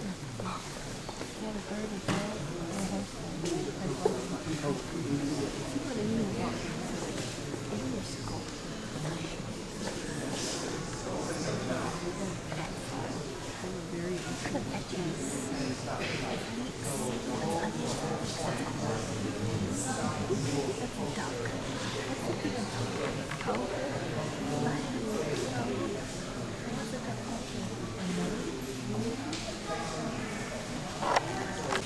Grapes?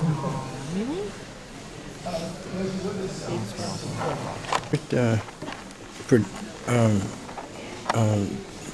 Projection on what the people. I mean, this is the actual painting, so I mean. well, This is You real, can see the right? people. the people, see, first of all, it's African civilization, so don't look for color.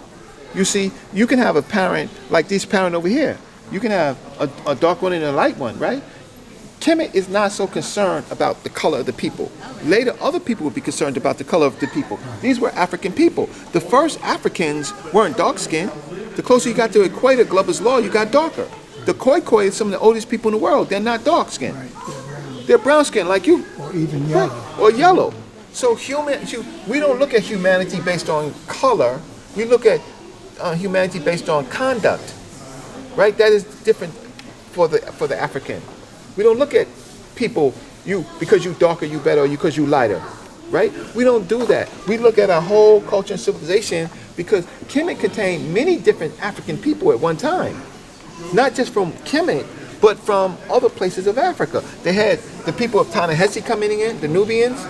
They had the people in the west, the Timahu coming in, and they gave birth to what we just saw in the Congo.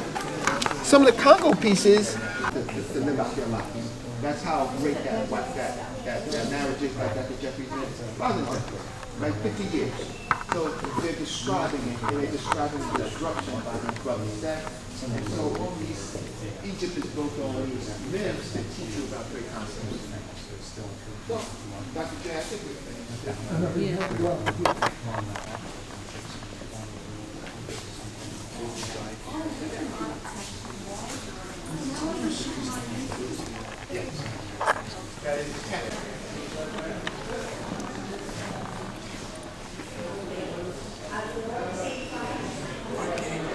Fair job for me. Oh, I was just telling my wife. there's nothing like being there.